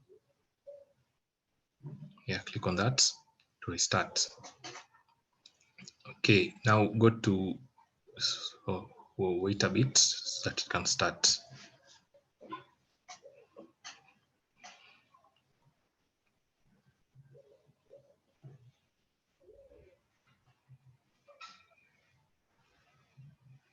Okay, now go to where we have friends, where you have the list of friends down there,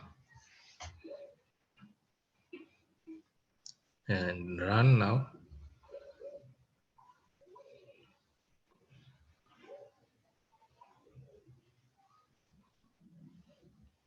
Okay, now I want you to select your name from the list. Try to select your name from the list.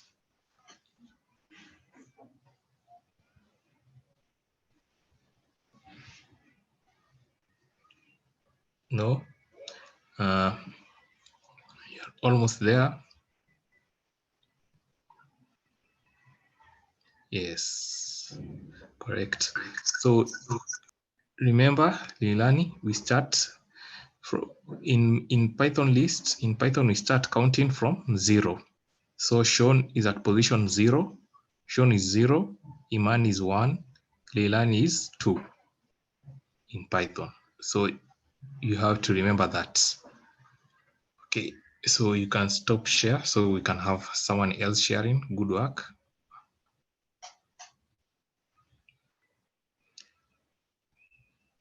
Next, you can have Chantel. You can have Chantel sharing the screen.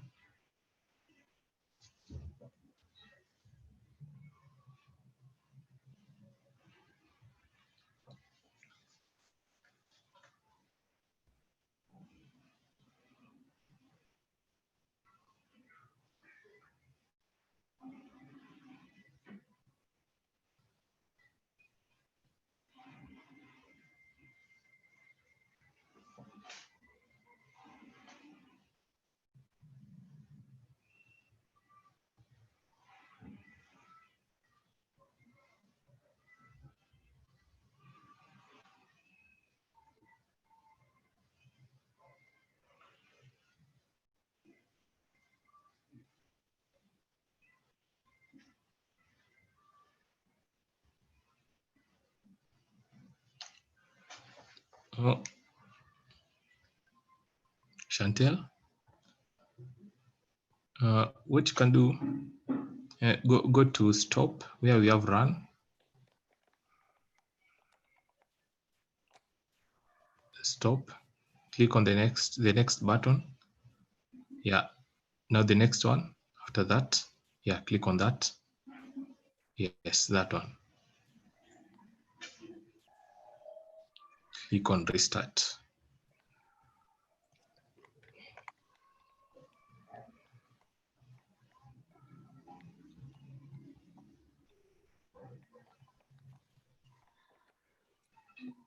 Okay.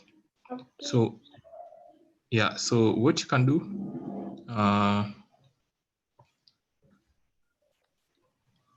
see where we have friends there. What you do, just wait a bit. See, start with there. We have friends where you have written friends at the start of the list. Yeah, there. You have to correct the spelling.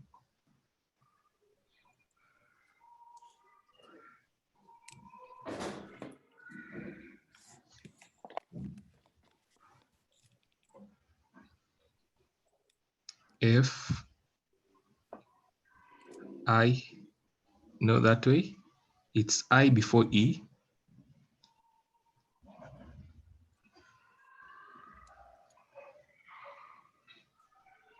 Yeah, and then have an equal sign. After friends, equal sign. And then the square brackets. Remember that the words have to be enclosed using quotation marks. Each word inside the list. Go inside the list, inside the square brackets.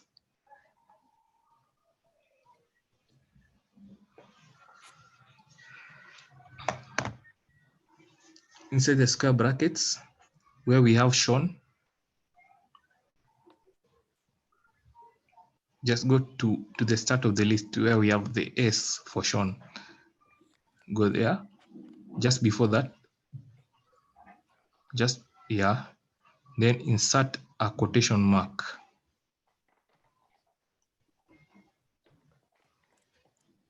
Yes. Then go to the end of where the end of Sean, where we have the name Sean ending.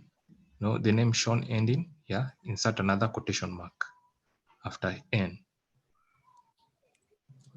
And so for each name in the list, you have to do that. Yeah. For each name, individual name, go to where Imani ends. Yeah, also there. Again, insert for Imani that way. And then now insert your name for your name. Then enclose it in quotation marks.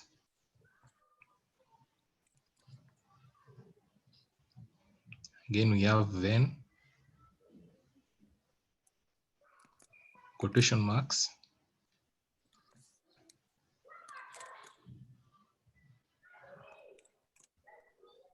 Okay, now after that, you can run.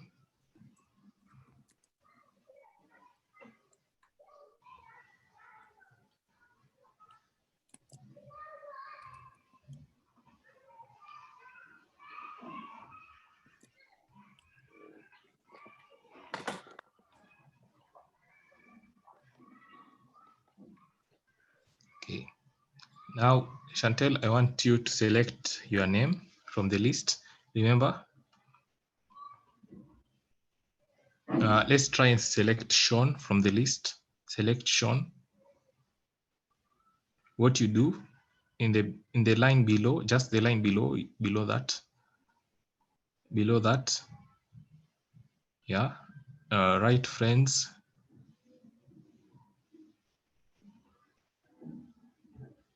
Remember, the I comes before the E.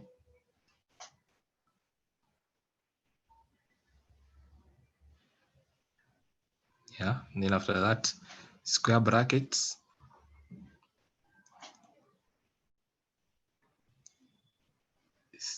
Yeah, then indicate the position of Sean in the list. So remember that Python starts counting from 0. So Sean is at position 0, Iman is at position 1, Leilani is at position 2. And note that you indicate the position. You have to count 0 for Sean, Imani 1, Leilani 2, Chantel 3, Ven 4. Okay. Now run. Click on run.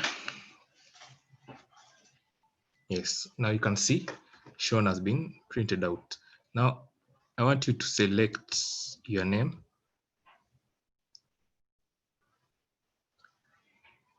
Select your name from the list. Remember to count, start counting from 0.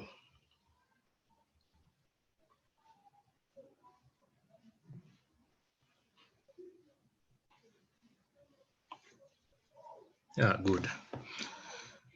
Good. You can try again, select Imani from the list.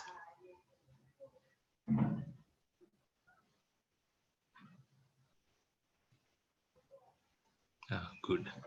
So now you can stop share. You can have another person sharing the screen.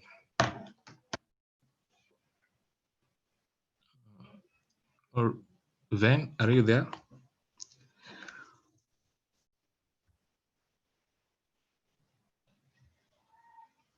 Or we can have Sean. Sean, you're next.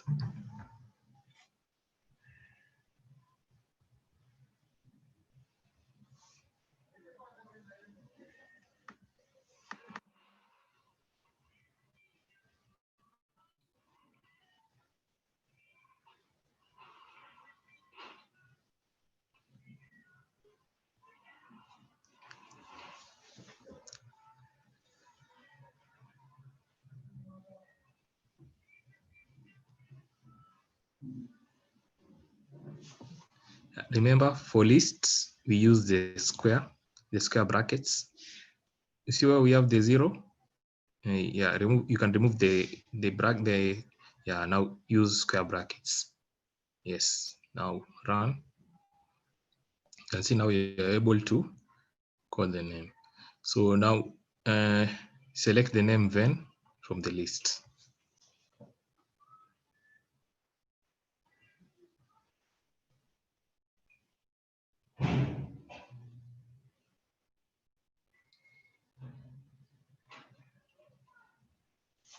No, remember Ven is at position. Remember, start counting from Leilani is 0, Imani is 1, Ven is 2, sorry. 0 for Leilani, 1 for Imani, and 2 for Ven. So to select Ven, you have to insert 2.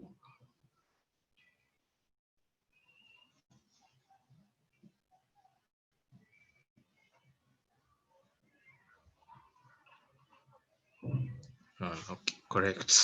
Okay. You can also select Chantel.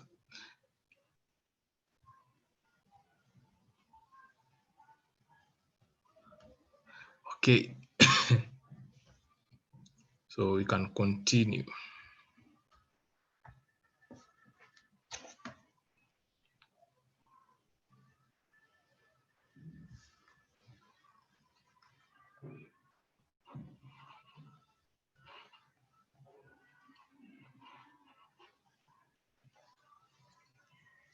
And so now we have already created a list. So this is our list, the list that we have here. And so let's say you want to include another person in this list that you have here. And so to include another person in this list, what you do, say friends dot append. So then inside the append is a function, remember? Inside the append, you're going to indicate the name of the person that you want added into this list. So let's say I want to add Anne as another friend in this list. And so what I do, I write friends dot append brackets. Inside the brackets, we indicate the name that we want added into this list. And so in my case, I want Anne to be included as my friend in this list of friends. And so when we run this, that is exactly what is going to happen. Anne will be added into our list. And so now, if we call our lists, we want to see what our list contains now. Just write friends, that the list name, friends, then click on run. Once you click on run, now you can see we have Anne. We have Anne added into our lists. And so to add an extra friend into your list, use the dot append. Inside the brackets, you include the name that you want added into your list. In my case, I added Anne as my friend. So I use the dot append to add the name to my list. And so now you can see we have Anne added to my list there. And so that's how you add an item into a list. Next, let's say you want to remove someone from your list of friends. Say someone is no longer your friend now. So how you do it, if you want to remove someone from the list, let's say for now, right now, Anne is no longer my friend. And so to remove her from the list, what you do, you write the list name, friends, dot remove. We have brackets too here. And so inside the brackets, you're going to indicate the name that you want removed from this list. So in this case, I want Anne removed from the list. So I'm going to indicate to write Anne there. Then run. After running, we can call our lists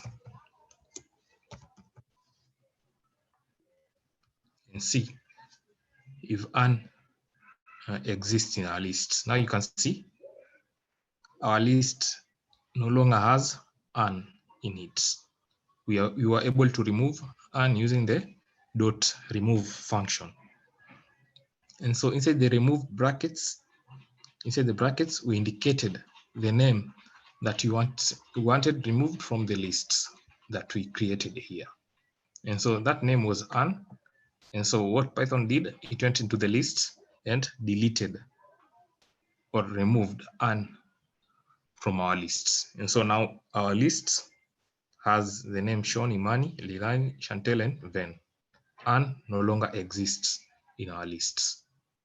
And so that is how you add. You add using the dot append. You remove using the dot remove from the list. And so each of them you indicate the name that you want removed from the list for each of them, removed or added into the list. You indicate the name.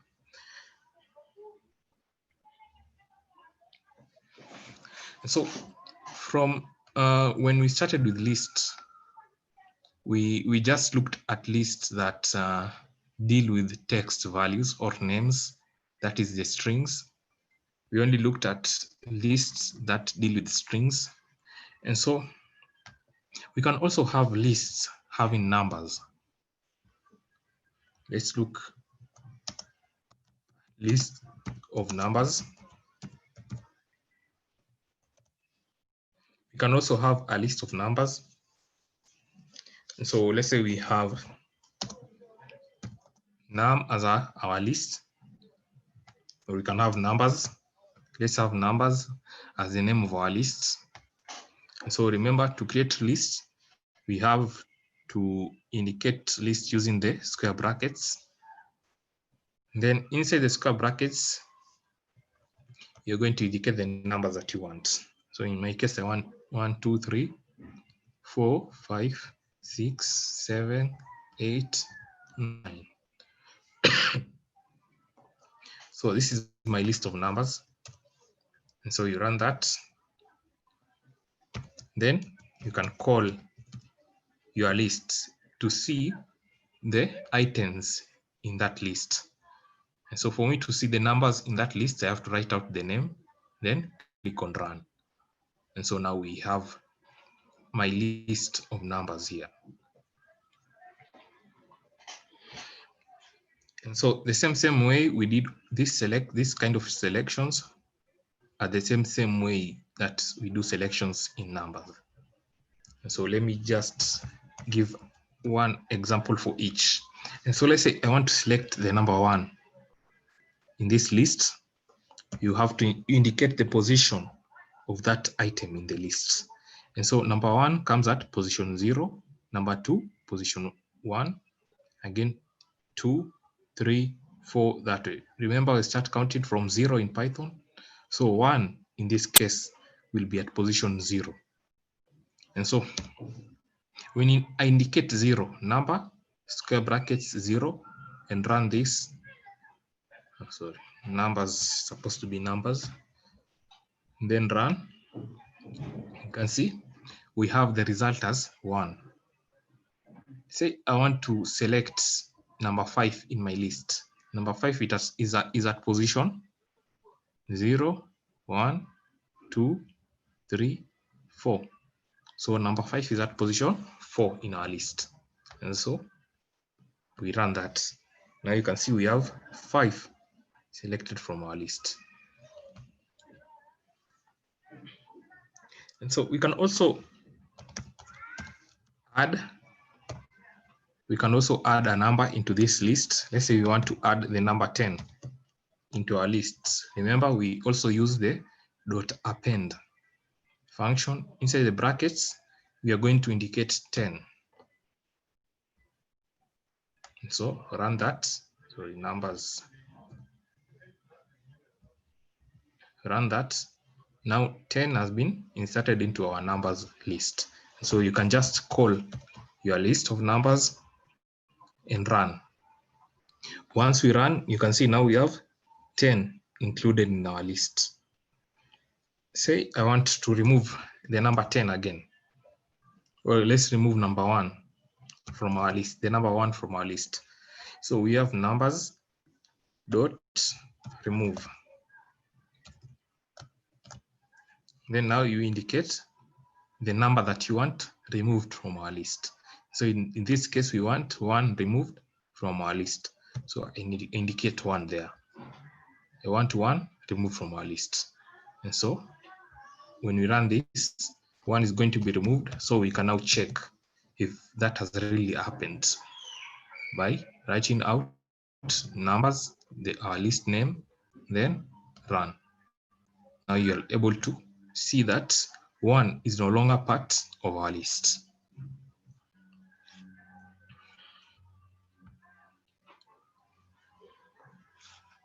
And so that is list numbers. And also we can generate a list of numbers by using the range. By using range function, we can create a very long list that contains very many numbers that we are unable to write one by one. Say I want to make a list that contains number 1, 2, 3, 4, 5, 6, 7, 8, 9, up to 100. One way that I can do that is by writing out. Let's have lists.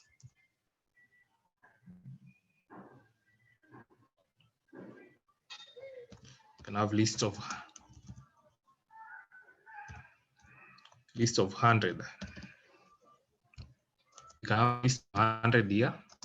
And so say I want to create numbers from a list of numbers from 1, 2, 3, 4, 5, 3, 4, 5, up to 100. What will be the easiest way to do this?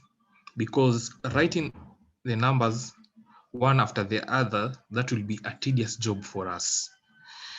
And so for us to be able to create a list of 100 numbers, what we do, we can use range. We can use the range function to do this, which is going to do that for us. And so how to use it? We have lists, brackets. List is a function, remember. Inside list brackets, we are going to have range. Range is another function. And so range is the one which is responsible for creating, for generating the numbers. Yeah. And so I want to generate numbers from the number 1 to 100. Right?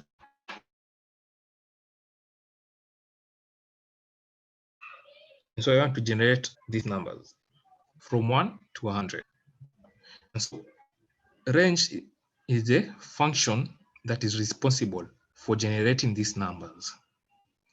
Now, after the numbers are generated, they have to be inserted into a list. And so that's why we have the list coming in here. We have list enclosing the range function, because range generates the number, list inserts them into a list. And so when we run this, numbers from 1 to 99 are going to be generated. These numbers are going to be generated, and they will be inserted into a list. And so after being inserted into that list, they are going to be assigned the variable or the name list of 100. And so now list of 100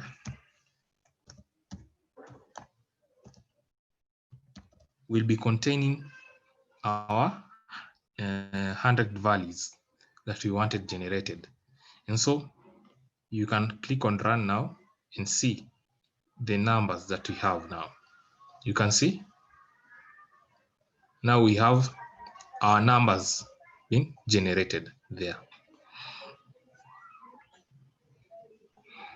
But now one thing that you notice, the list of 100 has started from the number 1, but has ended to has ended at 99. The reason for this is that when we indicate 1 to 100 in the range, because we're indicating the range of the values that you want, the 100, that is the last item, is normally not included into our list for range. And so Python normally doesn't include our last item.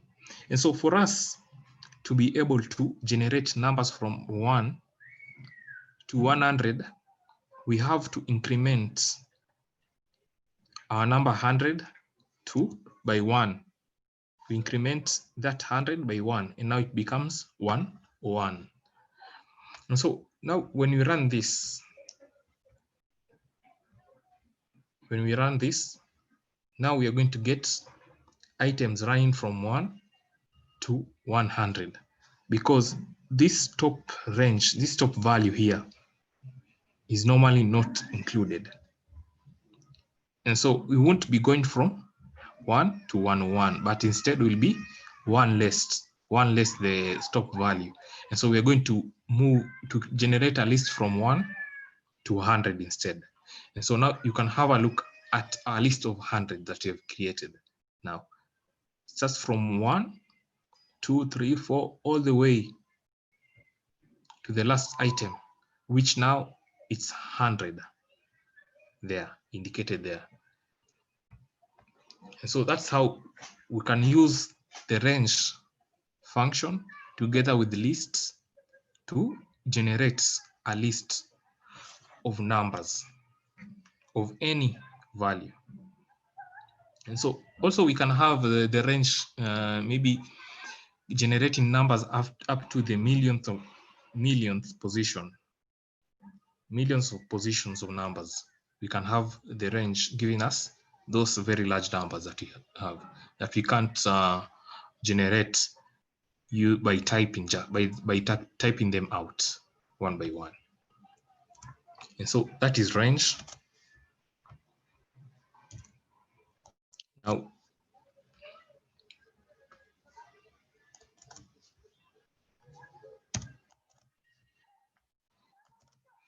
okay. And so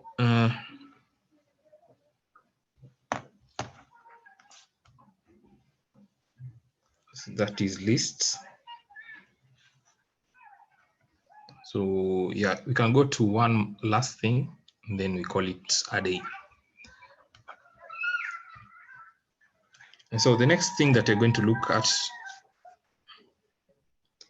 is what we call the comparison operators.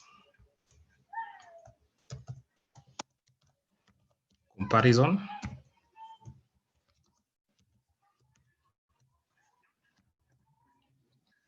See, as the name depicts, these are operations that are used to compare. Here, what this name indicates that it indicates that we are going to be comparing values with other values. And so comparison operators are used to compare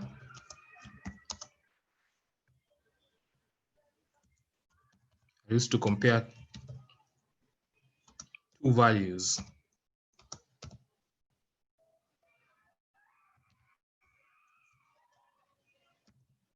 Two values are used to compare two values. And so these are as easy as I'm sure that you have learned about the greater than, less than, equal to, greater than or equal to, less than or equal to.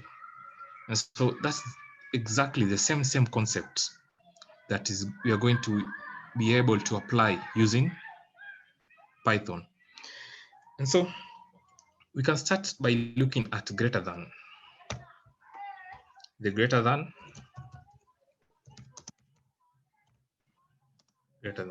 And so greater than in Python is represented using the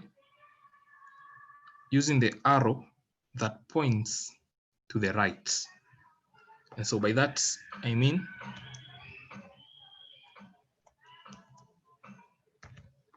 By that, this is what I mean. This arrow here, you can see it. This arrow that points to the right. That is how we represent greater than in Python. And so, say we have two numbers. We have the number 5 and we have the number 4. And now we want to compare which of these two values is greater than the other. And so one of the operators that we can use to compare these two values is the greater than symbol. And so as we have indicated here, greater than is represented using the arrow that points to the right. And so by including this arrow here, Python is going to evaluate this expression. So what we are just asking here is that, is 5 greater than 4? And so Python will evaluate this expression. And so once it has evaluated the expression, it's going to give us a result as true or false. If 5 is greater than 4, it will give us a true result. But if 5 is not greater than 4, it will give us a false result. And so we can maybe test that and see. And so let's run that 5 greater than 4. Run that. Now we have true as our answer here. Now we have true as our answer. And so we can also have other numbers like 4. We are trying to test if 4 is greater than 10. We are just trying to test if 4 is greater than 10. And so when we run this, we are going to get the result as false, as shown here by Python, because this statement is false. But the above statement between 5 and 4 was true because 5 is greater than 4. So we got a true result down here. But 4 is 4 greater than 10? That is false. And so Python is going to give us a false result down there. And so that is greater than in Python. Next, we can look at less than. Just exactly the same concept as we do in the one we do in schools.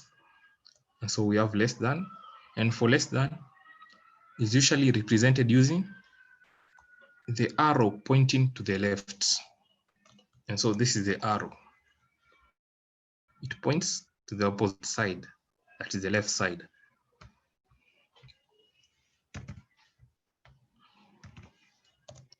So that's the arrow that we use for less than. And so we want to do some comparison. Let's do some comparison between 1 and 2. And so another comparison that you can use to perform, which you can use to compare between 1 and 2 is the less than sign. And so what you do with the less than sign, you insert it just in between the two values that you want compared. And so we have 1 and 2. So we insert the less than. And so what Python will be evaluating here is 1 less than 2? Is 1 less than 2? And so when we run that, we're going to get a true result because we know that 1 is less than 2 in that case. Now, let's compare 5.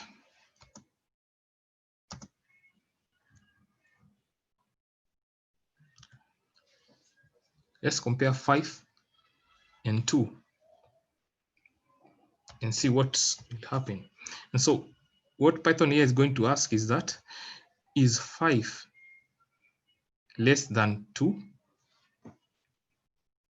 And so once we run that, we are going to get a false result down there, because 5 is not less than 2 in any case. 5 is not less than 2. So we are going to get a false result displayed down there. And so these two are examples of less than.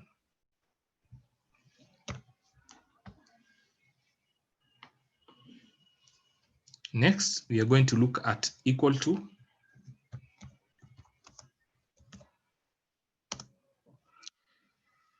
Equal to, and in Python, equal to is represented using 2 equal signs. Let me show you. So you see, we have the first equal sign, then we have the second equal sign. And so the equal to operator is represented using 2 equal signs in Python. Unlike in maths, where we use only a single equal sign. And so equal to has 2 equal signs. And so we can do we can have an example here. Is 5 equal to 5? That's how you represent equal to. Is 5 equal to 5? When we run this, you're going to get a true result displayed there. But is 5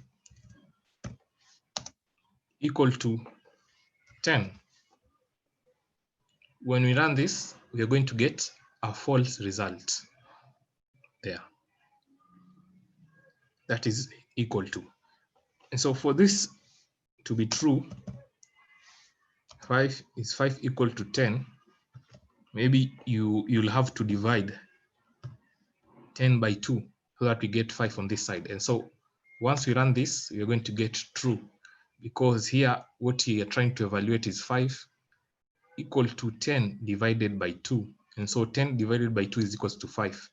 And so 5 is equals to 5, and it's going to give us a true result for this. That is equal to.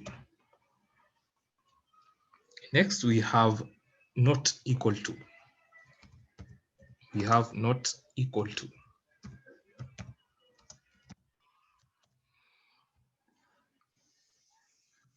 So let's compare two values. Say we have 5.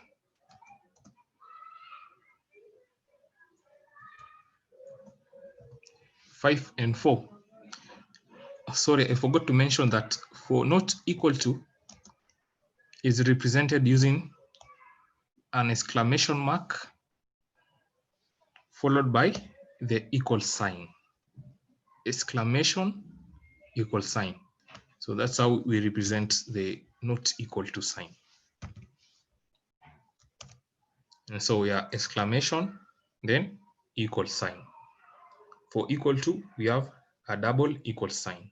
But for not equal to, we have exclamation and equal sign. I see, this is a chat for me.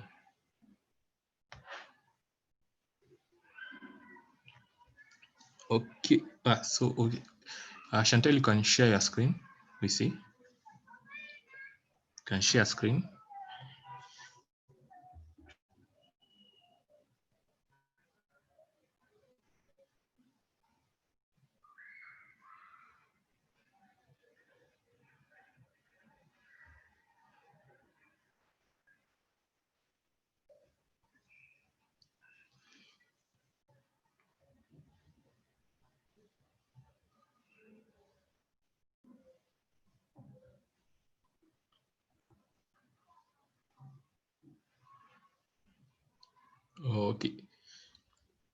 So the first comparison operator that we looked at was greater than.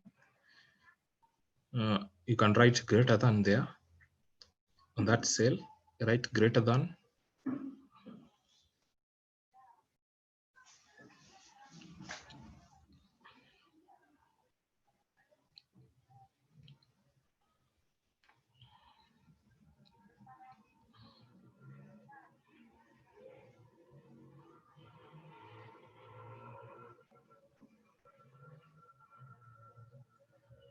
Yeah, then run. Yeah, now let's go to the next. Let's now have an example of greater than. And so you can write 5 is greater than 2 or 4, and it's okay. Then run. See, we have a true result there. But this time, now the next example, try 1 is greater than 4 instead. When you run, you see, we'll have a false result there. And so that indicates that it is false. So 1 is not greater than 4. Next, we looked at less than. So there, just there, write less than. Less than. You can just write less than. There's no need to include the hash sign.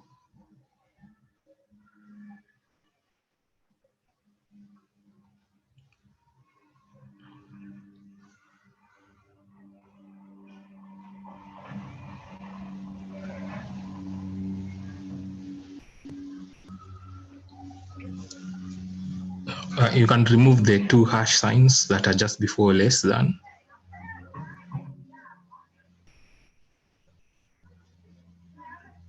The 2 hash sign, the hash sign, yeah. Now you can run.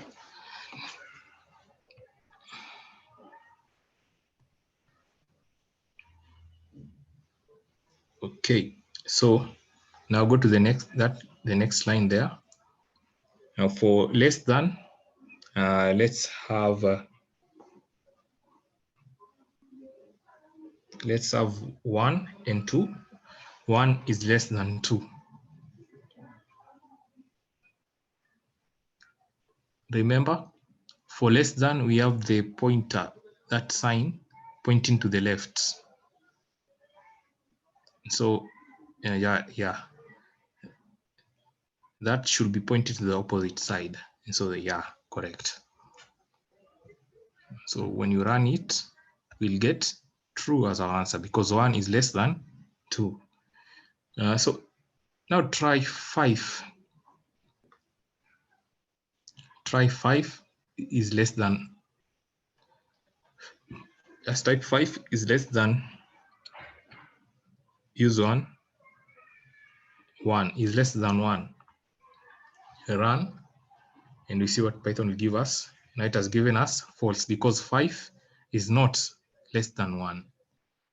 Next, what you do, see on the, yeah, so what you do, go to that, move your pointer to the last line that you have down there. Yeah, just on the side. Or what you do, just come to where we have code up there. Go up, there's somewhere we have code. You see where we have run. Go to code now. Move to the right. On that same line, move to the right again. Yeah, there we have where we have code. Click on that. Select Markdown. Yeah. So come down to the cell down there. Go to the cell down there. Yeah, now write equal to. You can write equal to. Not the sign. You can write the equal, EQ. Yeah, equal to. and run.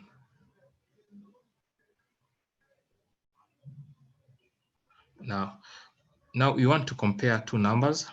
We want to compare 10. Let's compare, compare 10 equal to, remember for equal to, we use two equal signs. And so insert two equal signs, insert another, then 10.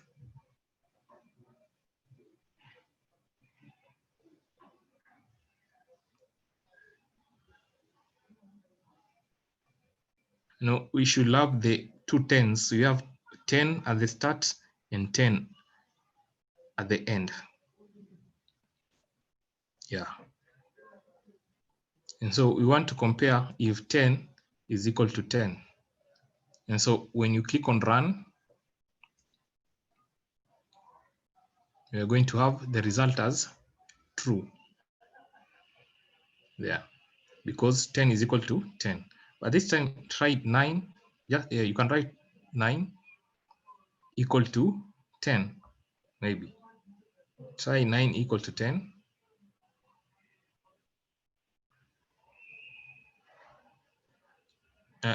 Write 10 and run now. See, once we run this, we are going to get a false result because Python knows that 9 is not equal to 10.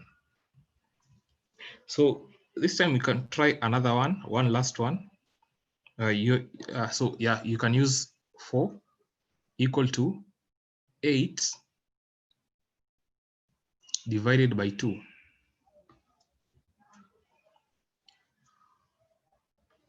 Use the forward slash for division, 2.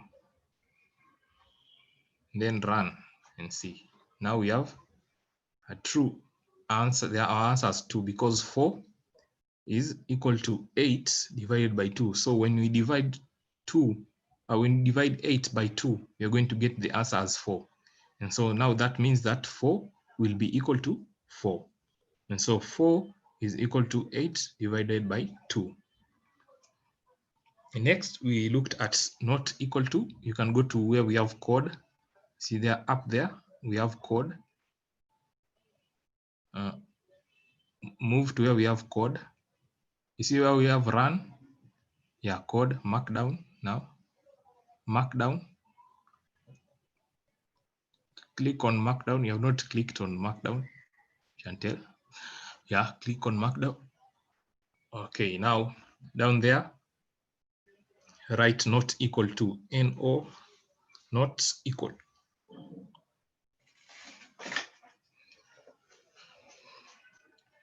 Yeah, and then shift enter to run. Shift enter, or you can, And so now we are going to compare numbers which are, try comparing,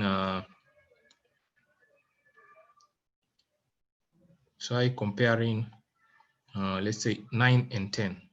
So 9, 9,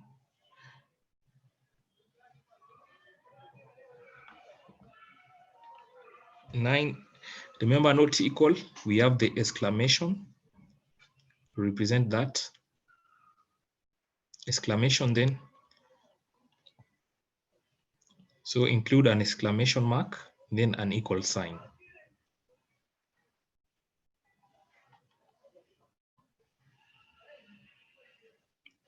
The exclamation, shift 1.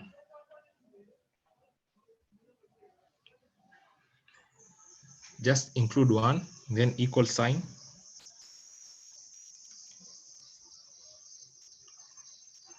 Then write 10. 9 not equal to 10. And so when you run, we are going to get a true result.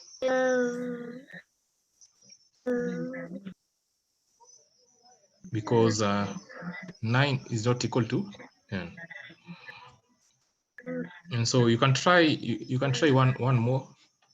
Try 10 by 10 and 10.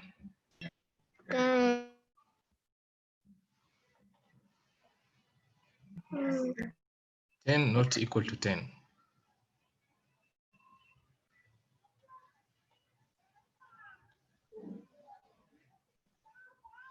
Not equal, remember to include the exclamation mark before the equal sign.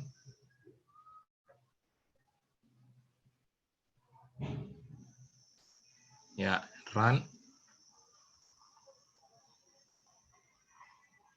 And you see we get a false result because 10 is equals to 10. And so indicating that it's not equal, we are going to get a false result. So I think we can stop share so that I can continue with the last bit, then we break and then we go. Yeah.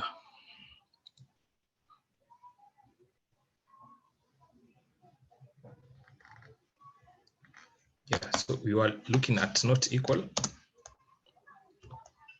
So we saw that for not equal, you use the exclamation and the equal sign. So you can run that. And now you see we have true value because 5 is not equal to 4, and that is true. But if we had something like 5 not equal to 5, this is not true because 5 is equal to 5. Saying that 5 is not equal to 5 is going to generate for us a false result. And that is what we get down here. And so next we're going to look at one more. And so we have the less than, or let's start with greater than. Greater than or equal to. We have greater than or equal to. And for this is represented using the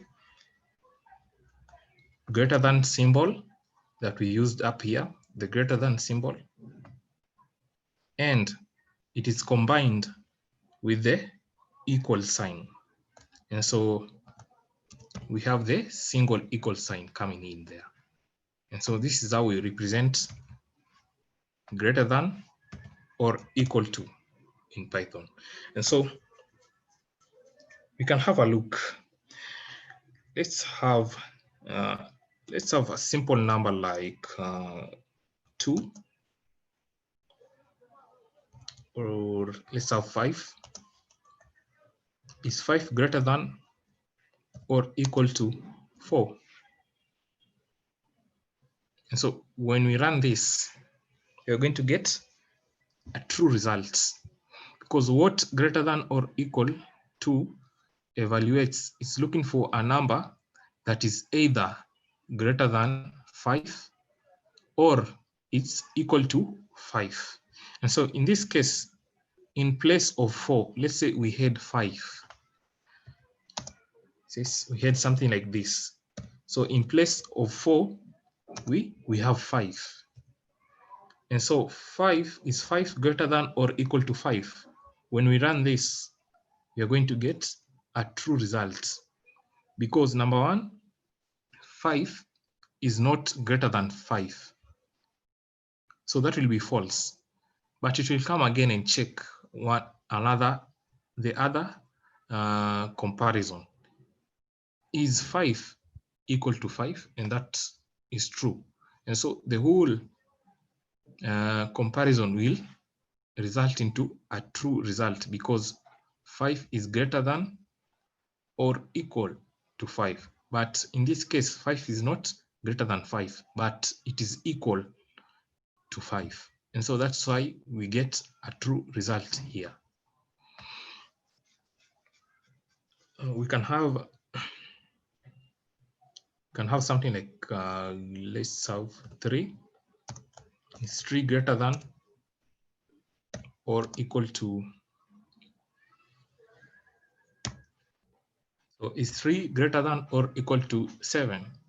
And so when we run this, we are going to get false, because 1, 3 is not greater than 7. Point number 2 is that 3 is not also equal to 7. And so this will give us a false result here. And so for greater than or equal to, we need either the number to be greater than or equal to for the expression to be true. So that is greater than. Next we look at that is greater than or equal to. So next we look at less than or equal to.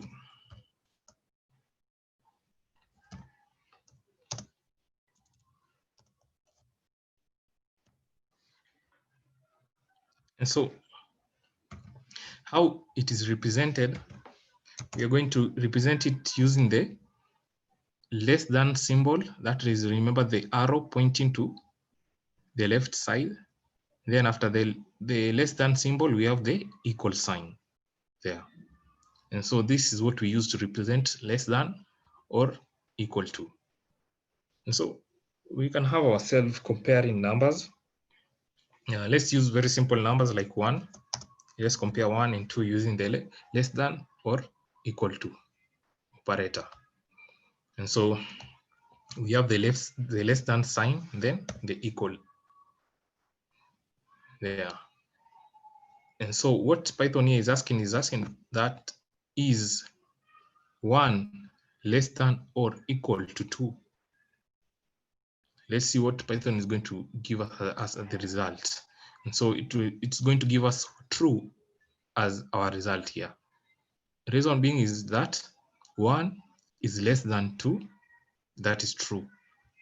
1 is equal to 2. That is false. But for less than or equal to, we need only one, either one to be true. So we need either the number to be less than or equal to for us to get a true result here.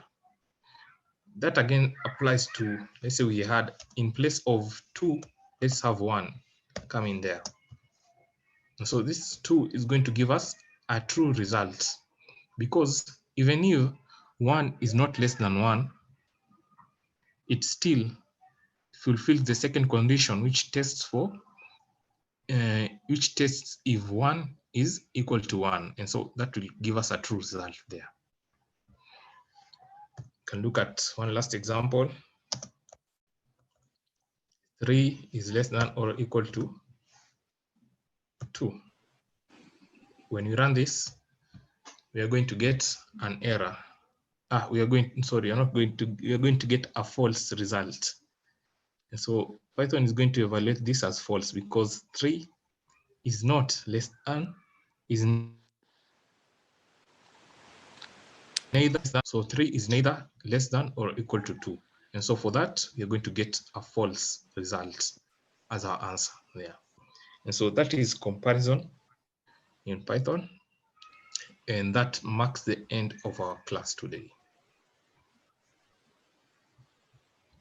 So yeah, well, unless anyone has a question, we can end there.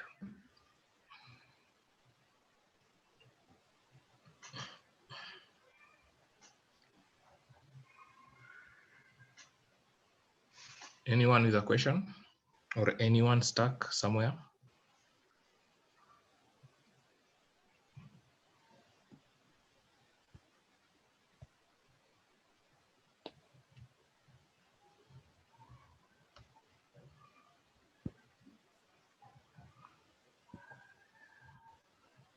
Okay, so we can end the class there. I'll be able to send you today's notes, and also you're going to get the video shared on email, so you can check your email later in the day. You're going to get the notes together with the recording of this class. And also remember to do the quiz, which I had prepared for you.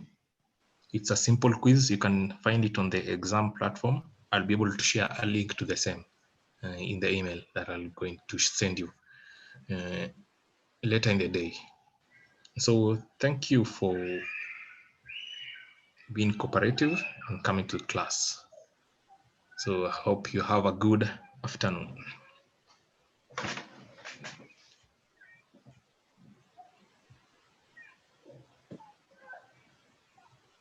Okay, goodbye, guys. Enjoy your lunch.